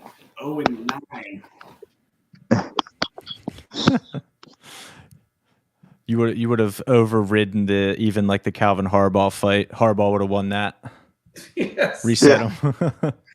Yeah, he would have overturned it to a disqualification loss or something. Absolutely. You'd have been standing there with the referee, and the referee would have raised Calvin's hand. So this fight, dude, obviously we only have a couple minutes now before Batten jumps on, but I do want to get your thoughts on Solo because we were looking for an opponent for you for a while, and we had a couple lines in the water that weren't working, and then Solo came out of nowhere, and it did seem like a perfect fit. So what do you like about this matchup? What are you expecting? Yeah, man, Solo's super tough, dude. In my opinion, he's a world-class guy. He signed a multi-fight deal with Bellator. Super tough kid. Like I said, he's taken a lot of tough guys to split decisions and beaten a lot of tough guys. As far as matchup goes, though, I mean, I'm on a different level right now, mentally, physically, and I feel like I've been showing that, especially my last 5 performances. But I'm looking forward to it, and it's the type of guy that it makes it interesting because he's just like I am, just as much experience as I am, and when it's like that, it's chess, not checkers. I think that's a great way to put it, man. And we're obviously super excited for it. We've seen you leveling up every time, and we know that the UFC's on your mind for sure. Has been. Your post-fight speech from your last fight made that very clear and went pretty viral, man. Got pretty popular. A lot of attention off that post-fight speech. So at the same time, does that come with extra pressure every time out, man? Because now it's like any loss would just reset all this progress that you've made. Nah, man, I don't really think about it. Obviously on fight night, I'm just doing the same thing I do every single night of the week. There's just more people watching. My whole thing is just be on, be perfect, be on, be as perfect as I can be in there. And, it's going to go the way it's going to go.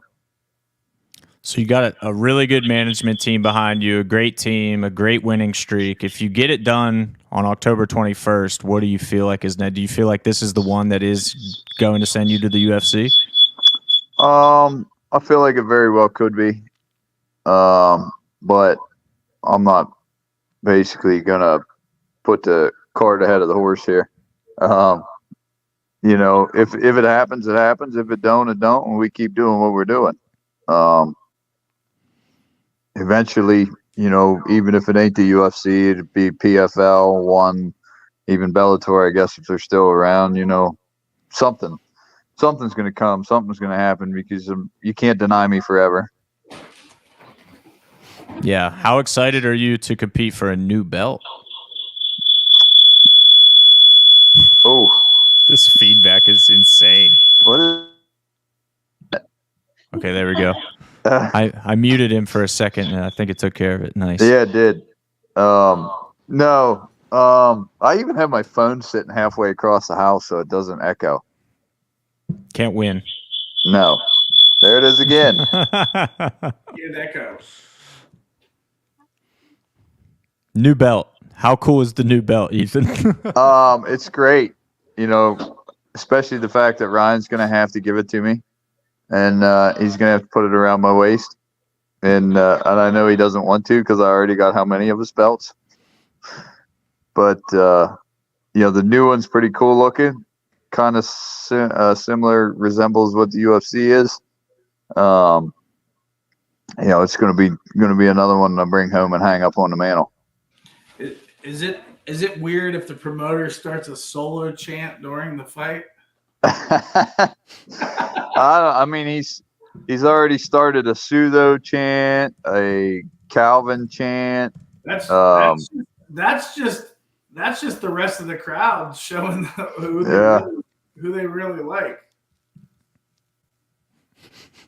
So Jared says he would love to see you in the PFL featherweight division. Their featherweight division is stacked, man. Yeah. Obviously, there's money to be made there for sure.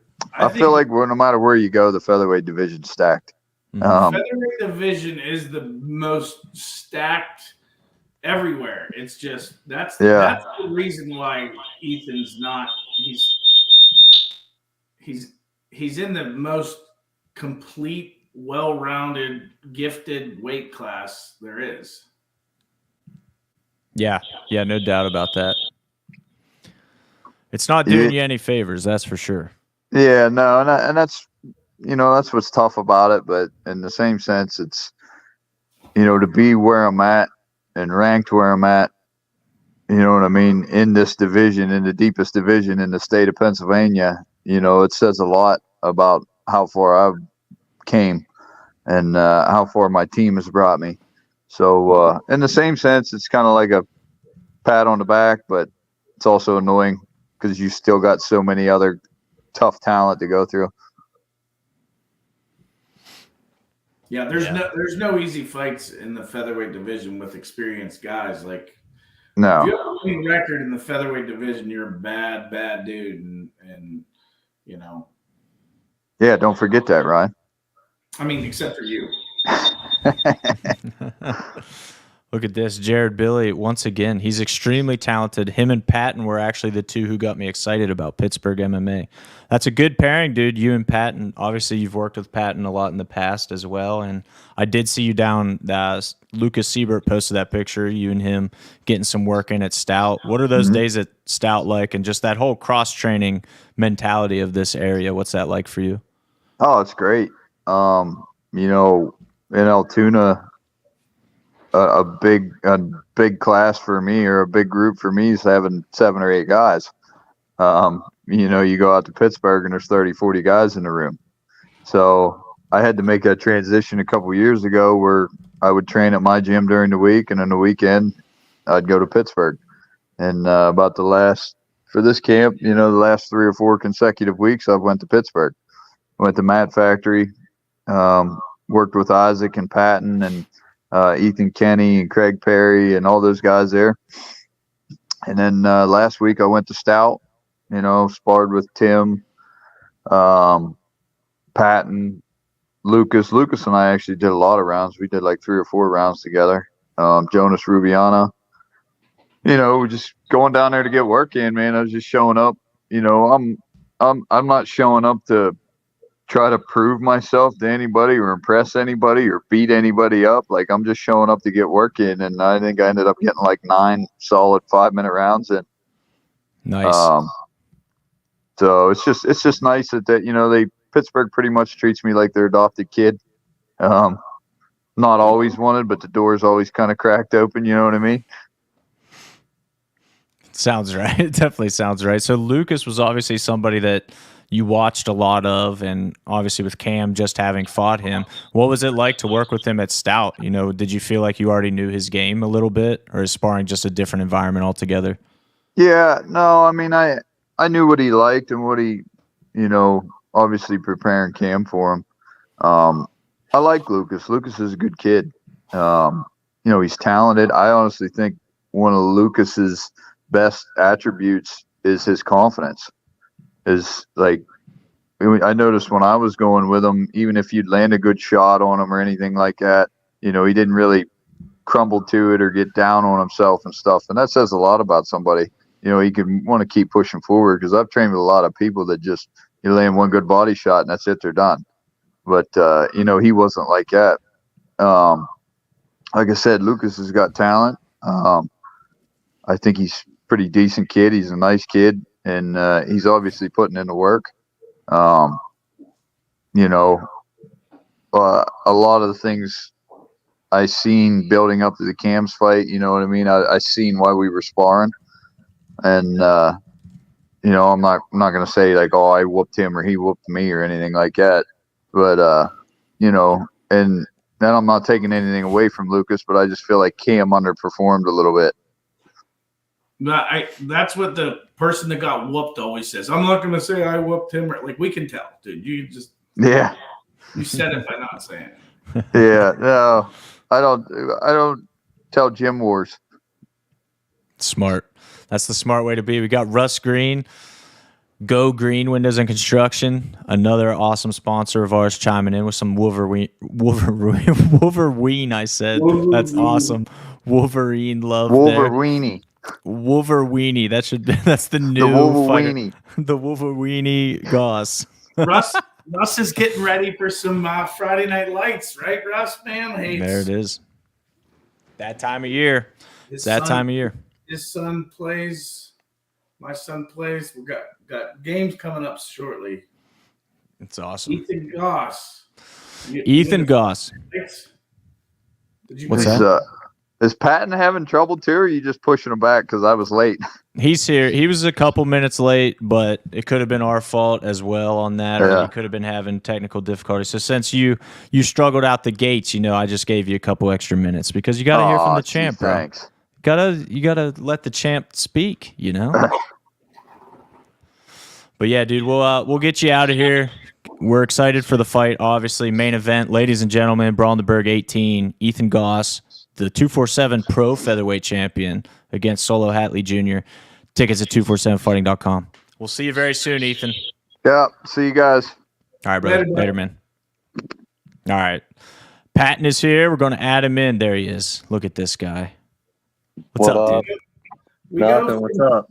We go from some hillbilly who is hideous to Justin the General Patton. Ladies and gentlemen, a nice, good-looking young man. My mom only says that, Don't lie to me. About Justin, your mom says what? I'm a nice, handsome young man, Oh, yeah. Big guy. We got the man Steve saying that Big Mac's going to pound USC today, Ryan. I just got to throw that out there. I'm not one to talk trash on high school football, so I'll talk trash on Ethan Goss. But yeah, I'm not going to talk trash on high school football. Nice. I will admit, I thought it was a little dangerous to schedule Justin Patton for a podcast right after 420. Like, it was a little close to 420. No, not during fight camp, Oh, there we go. There we go. Yeah. He's a professional. I'm a professional. Come on, dude. How's everything been going, brother? It's nice to see you, and obviously nice to work with you again, man. This fight card shaped up like crazy. I'm sure you're hyped. How's it going? It's good. I'm ready to get in there and get back in the win column, get another streak going. Been working hard. That last fight was so good, man. Like, it's kind of funny that you said that, get back in the win column, because honestly, talking to you, I did forget that you lost your last one. It was such a good fight, such a good performance. It obviously didn't go your way in the end, but what did you take away from that fight? Because for me, I felt like that was the most we got to see your stand-up recently. It was nice to see some of that Justin Patton stand-up again. Did it look good? I thought it looked good, man. I thought you looked good. You guys were slinging in the pocket a few times, dude. It was fun. That was like one of the most fun I've had in fights in a while, and just standing there and going at it. I leveled up in the fight, but it would have tasted better with a win. For sure. That's basically. I talked to all my coaches about it, and we looked good. We did what we came there to do. We just got stuck in a bad situation, and You know, hats off to Zimic, dude. Dude's good. He was a tough dude. Yeah. I was hitting him and he just wouldn't, you know? So he's tough, dude. We'll see. What do you think? What do you know about Andrew Sturdivant? I should say your upcoming opponent. What have you been able to see about him or research on him? I don't watch much video on my opponents. I'll watch like a couple fights, like 1 or 2 times, and then I just let my coaches tell me what I need to do. You know, I'm like, it's like they're playing a video game and they're just telling me that I'm the, you know what I mean? I'm the character. So I think he's real heavy Muay Thai style, heavy kicks, comes forward. So we'll just give it, you know, deal with his kicks, pressure forward, keep him on his back foot, and see where the fight goes. Russ says you're going to hand out some gangsta sauce. How do you feel about that? You know, I've been whipping it up, so we'll get it out there. Nice. I love Russ Green. He's a great dude. Yeah, dude, Russ is the best. That whole company's the best. Russ rules, man. Yeah, he's actually doing my parents live in Rustic Ridge where that house blew up. And it pushed all their windows in, and he's doing their whole house. Oh, nice. Wow. Yeah, go green. No one better to do it than Russ. Right. He's an animal. Here's how I genuinely know that Ryan believes that, and that is that in Ryan's business life, he doesn't make decisions that he does not feel are genuinely 100% the best decisions for him and for his companies. And now with Russ and Go Green being one of you guys' installers at 247 Roof, that's how I know you actually believe in Russ Green. Dude, he's good. He's real good. Yeah, man, he's the best, and obviously he's been supporting you for a while, Pat, and a lot of the Mat Factory. Really, him being in that lower Burgh area, he's very big on the Mat Factory and everything. But I think the Mat Factory in general has a bit of that aura about him in the scene. You know, everybody respects and knows the Mat Factory, so we talk about it a lot. But how has the Mat Factory been able to shape your recent professional fights? Because anybody who's followed your career has definitely seen a different fighter these past few. Just how I carry myself, like under the leadership that we have in Isaac, Dempsey, Chris Williams now, Matt Schaefer, all the coaches and even all the training partners, it's just how we carry ourselves. It's professional, respectful, but don't mess with us. You know, we're the Hammer Squad for a reason, you know what I mean? So it's just, and once you have like, Isaac is the case in point that you lead from the front. Like he's out here doing it. He just won gold medal at Pans, and he told us, he said, I've had harder training session, harder matches in the gym than I've had out there because of what he shows us and what, you know, how he leads us. So he's just different type of dude. I every time I talk about it, he's just different. Yeah. He truly is, man, and that's why he was, you know, the first. I'm looking at the plaque here off screen, the 247 Hall of Fame inductee, and everything he does for the community, as you said, not just as a competitor himself, as a coach, as a human being, as a man. He leads differently, man, and we've seen a lot of that with you too, as well, in terms of just the way you're carrying yourself and the way you're reacting to fights and responding to setbacks, man. It's been really impressive to see. So definitely in this one coming up, we're expecting a big bounce back, and I'm sure you're feeling that, right? Yeah, for sure. I'm excited for it, you know. I'm real excited, and I think I got someone that wants to stand with me a little bit, so we'll see how that goes. You know what I mean?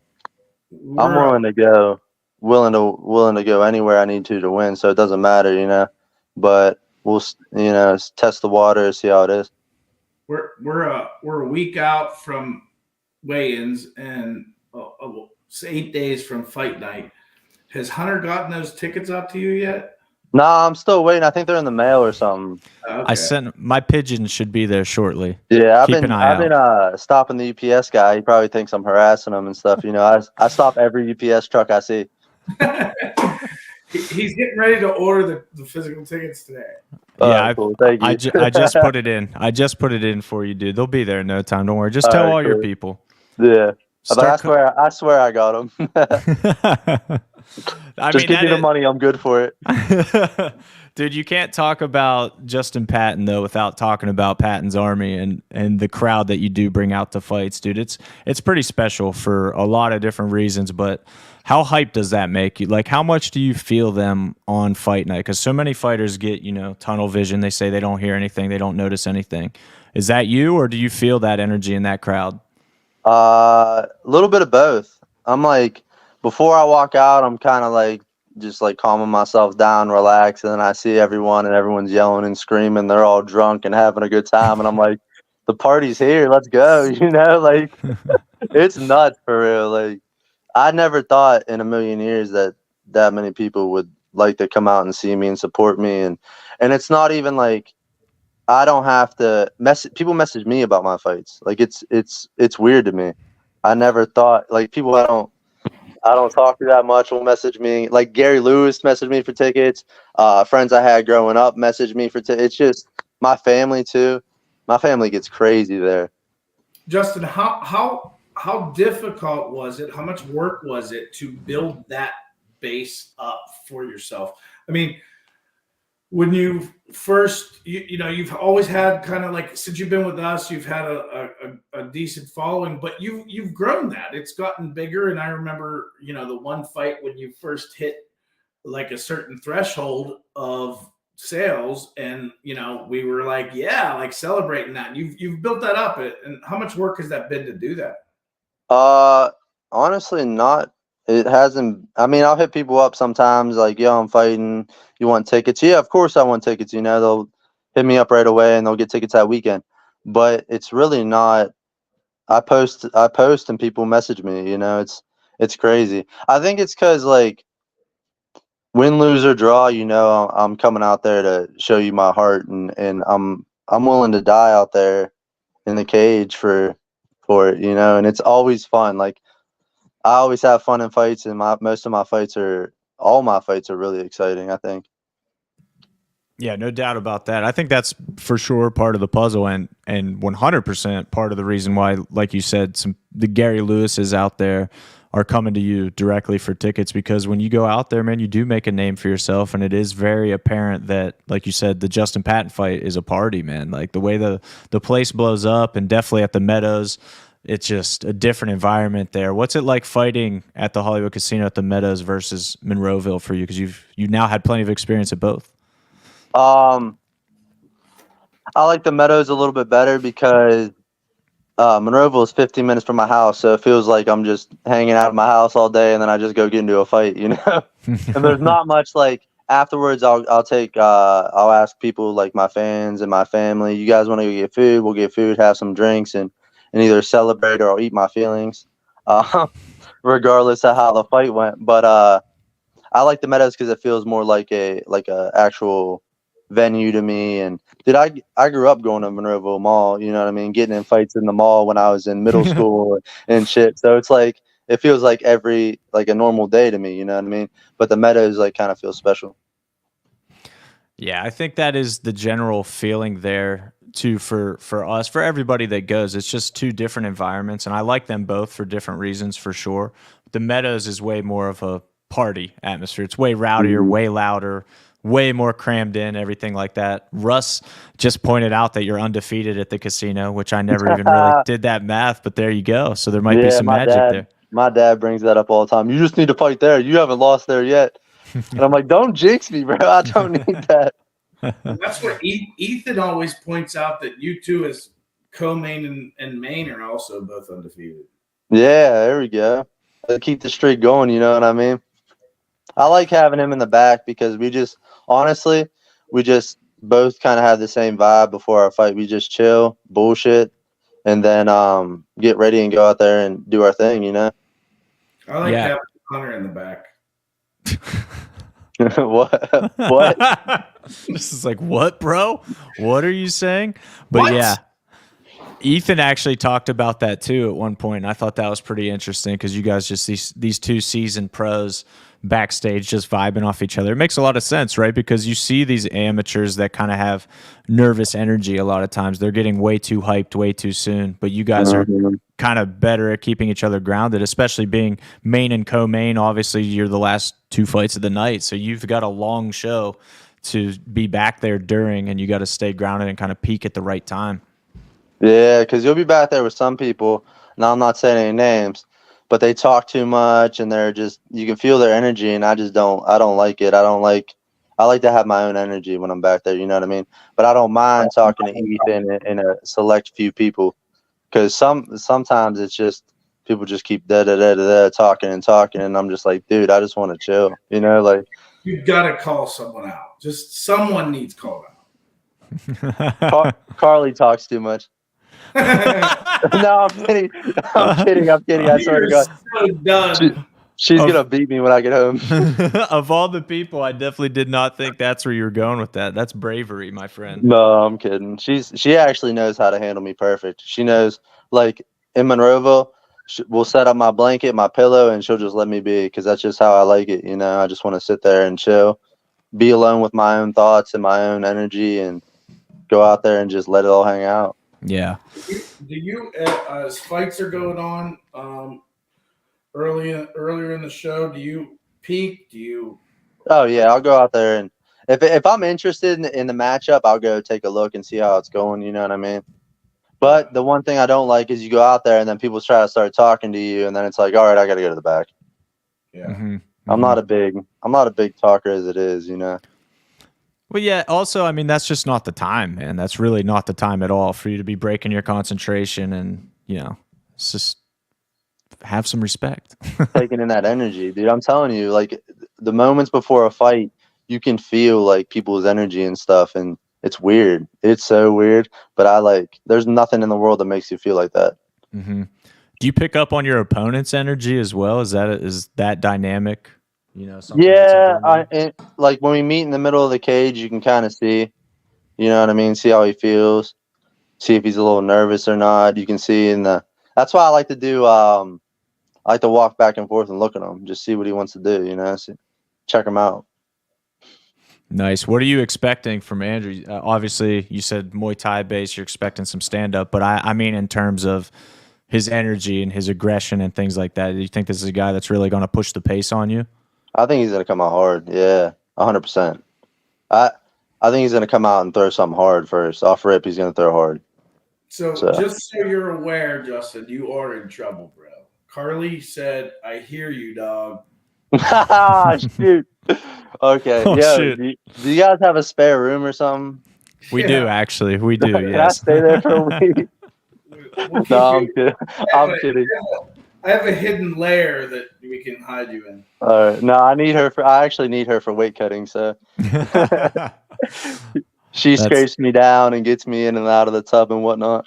That's perfect, man. I mean, it's got to help that she fights, that she competes as well, and coming off a big win as well. Congrats on that, Carly Jo. That was awesome. And I know she's got some stuff coming down as well that we can't talk about quite yet, but Carly's got some exciting stuff on the horizon too. Yeah, she's about to show everyone that she's on a different level. I'm telling you. I can't wait, man. It's super exciting. You two together just make so much sense. So, I mean, all jokes aside, how cool is that for you, man, to have somebody that not only you care about and that you love like that, but that you guys truly understand the fight life together? It's cool because we'll like train and stuff, and we'll talk about it after, and we'll watch fights, and I'll be like, in the middle of the fight, I'm like, what did he do wrong there? What did he do right? What can he do to get at it? So we're like thinking about the fight as we're watching it. You know what I mean? It's like a pop quiz. Yeah, and you can just have. Yeah, go ahead. But at the same time, sometimes, and you can ask like Jake Lowry, Chris Dempsey's seen it, Lucas Jones has seen it. Sometimes in the training room, she gets a little mad at me and she does a little bit of violent stuff, you know. I'm telling you, I get my butt whooped sometimes. I'm just gonna let you know what the comments are coming up. So I'll stick. There goes Carly Jo whooping Justin again in the training room. Dude, you have not. I did a little like we were playing sweep pass submit, right? Jiu-jitsu, okay? And I caught her heel and I pushed on her hip with my foot and swept her with the other foot. She gets up and leg kicks me. I'm on my back. She kicks my leg. I look around the room like someone saved me, and everyone just looks at me like, dude, that's your problem. I'm like, dude, I'm telling you. I tell her all the time. I'm like, she's tougher than a lot of dudes. She's probably tougher than me. Like she's different breed. That's so awesome. Somebody please help. Oh, that's beautiful, man. I love it, dude. I love that dynamic. And obviously, we love having you in the 247 cage. I did want to point out Ethan Goss, I think, Ryan, correct me if I'm wrong. Ethan's had the most fights when this comes up with us, 247 history, but Justin is just one behind him, I think. I'll have to check. Yeah. Off the top of my head, I don't know.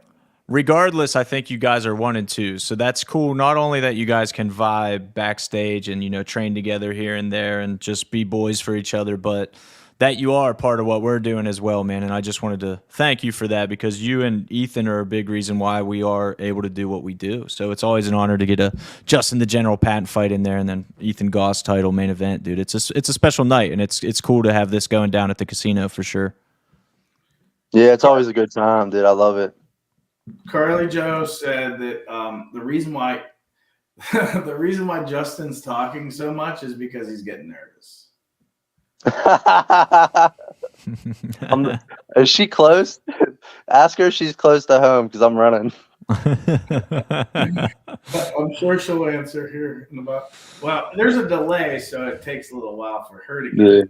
Yeah. She might be home by the time we see her response, and by then it'll be too late. Yeah.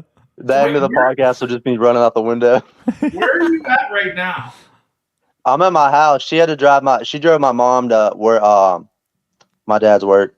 Okay, so she's on her way back. So if she were to get home right now, we'd see you beat. Yeah. You'd probably see me with a black eye when I come to my fight, and it'd be because of her.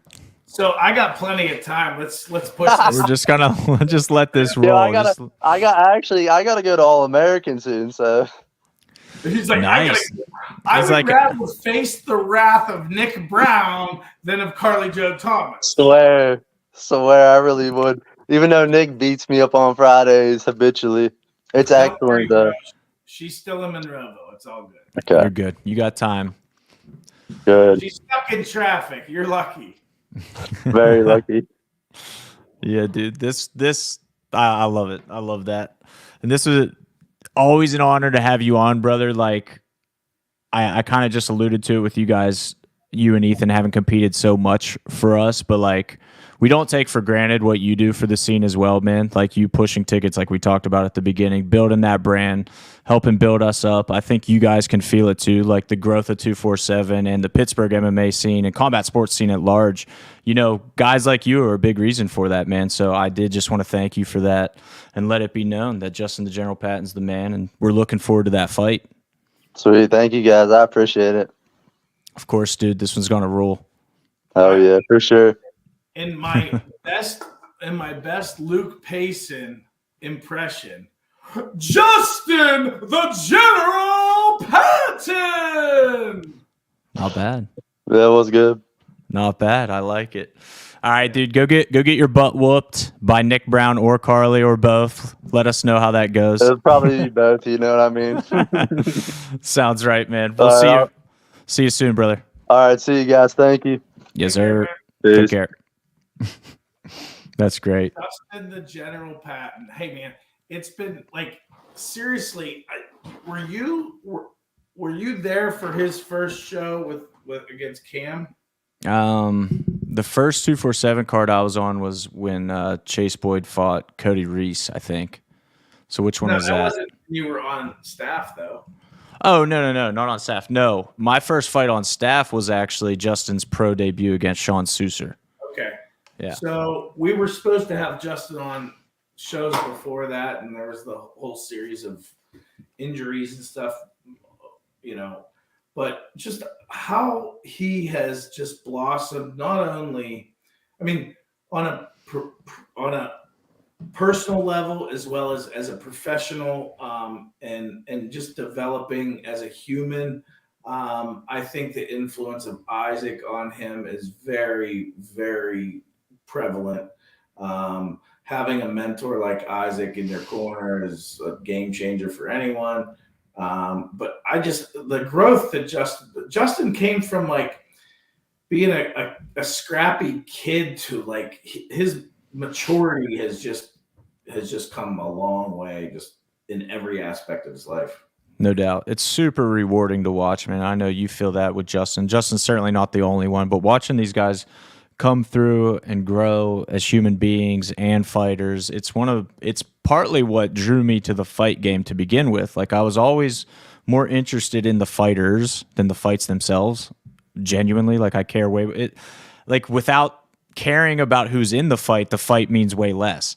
So now that you've got this tie of like you're promoting and you get to see them go through amateur all the way up through the pro ranks, and then they start to build these stories around themselves, and when somebody like Justin or Ethan comes along, it makes that payoff super special for sure. Yeah, and the one other thing is, like, we're around a lot of different guys, a lot of different fighters, and you can tell when certain guys just are not focused and aren't worrying about the right things. They're worrying about things that don't matter, and they're worried about things that they shouldn't be. And that's, frustrating for us, because, we're always thinking we want these guys to be focused and worrying about the right things, and seeing Justin and just the laser focus that he has. It's just an example for everyone. He's determined. He has a place he wants to go.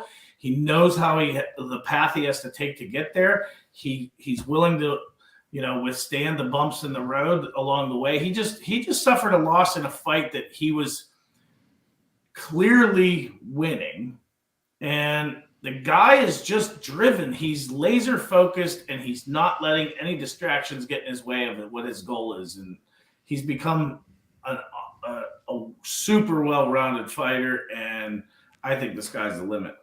Yeah, for sure. And I do want to be extremely clear on the fact that Andrew Sturdivant is an absolute stud as well, from what we've seen on tape and everything. It's just obvious coming, from Georgia, Tennessee area, that we don't know as much about him. We haven't had 9 fights with Andrew Sturdivant to talk about him this way. I'm sure the story is exactly the same with him, because you don't get to be a successful pro fighter without some bumps along the way, without overcoming some adversity. So I do know that Andrew trains with, Trevor Peak and those guys, and we've seen what Trevor's able to do getting to the UFC.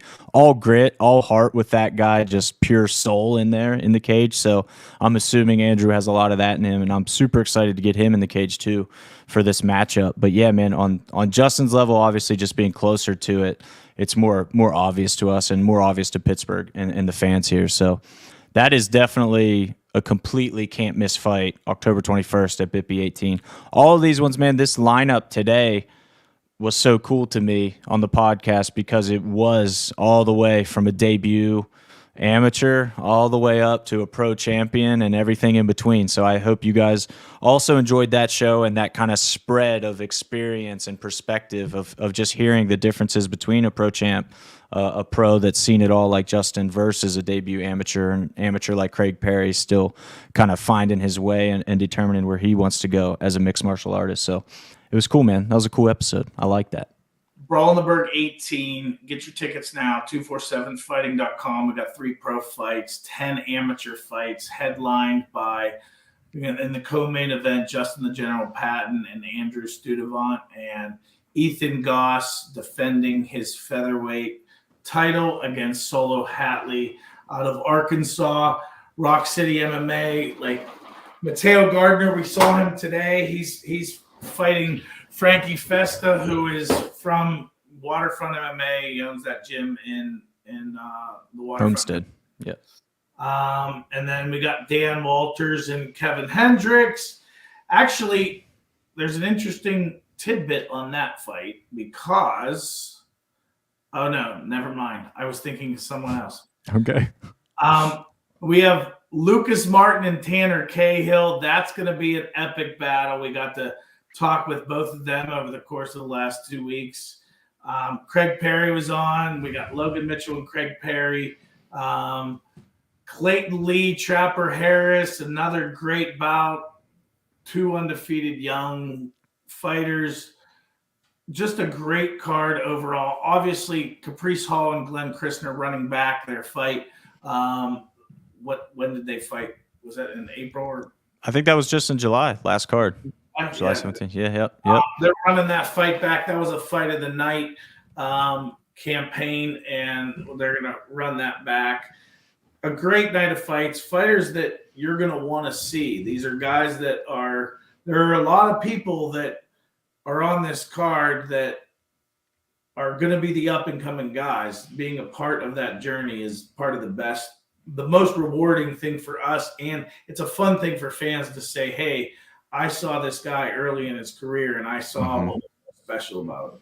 No doubt in my mind, man. And I think, having a guy like Luke Martin on and his teammates, Brandon Washburn, Max Jarrell, we haven't had them on the show, but these are all debut amateur stout fighters that, we've heard nothing but good things about. So it is going to be really cool to see that next breed kind of pave their way. We got Timbo Slice saying Glenn Christner by Control-Alt-Delete.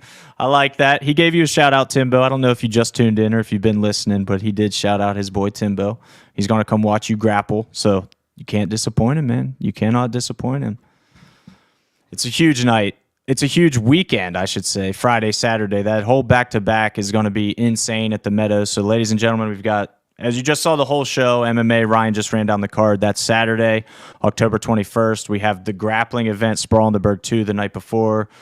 We cannot even have time to go through that whole lineup. Josh Frem, Dalton Rosted, Nicky Rudd. It's ridiculous. I promise it's the stacked grappling card of the year in Pittsburgh. World-class ranked jiu-jitsu grappling top 10 guys. We got local studs. We got black belts and white belts and everywhere in between. Do we have white belts? Yeah, we have white belts. Yeah. We have people that don't train in a gi. What do we have? Yeah. Anyway. A couple white belts. Not many, though. We have Bellator fighters. We got UFC fighters. We got all kind. It's an awesome, awesome card. We got Timbus. Yeah, he's a white belt. Duh. I should have known right there. Well, I'm sorry. Whenever you hit an inverted triangle in a fight and you submit somebody with an inverted triangle, I forget you're a white belt. But yeah, You're not sorry. That's a sick lineup. So Friday, Saturday, Hollywood Casino at the Meadows. Tickets and streaming info for both events, 247fighting.com. Let's have some fun, ladies and gentlemen. Let's go. Boom. Thanks for tuning in. Boom. Who was it? Boom.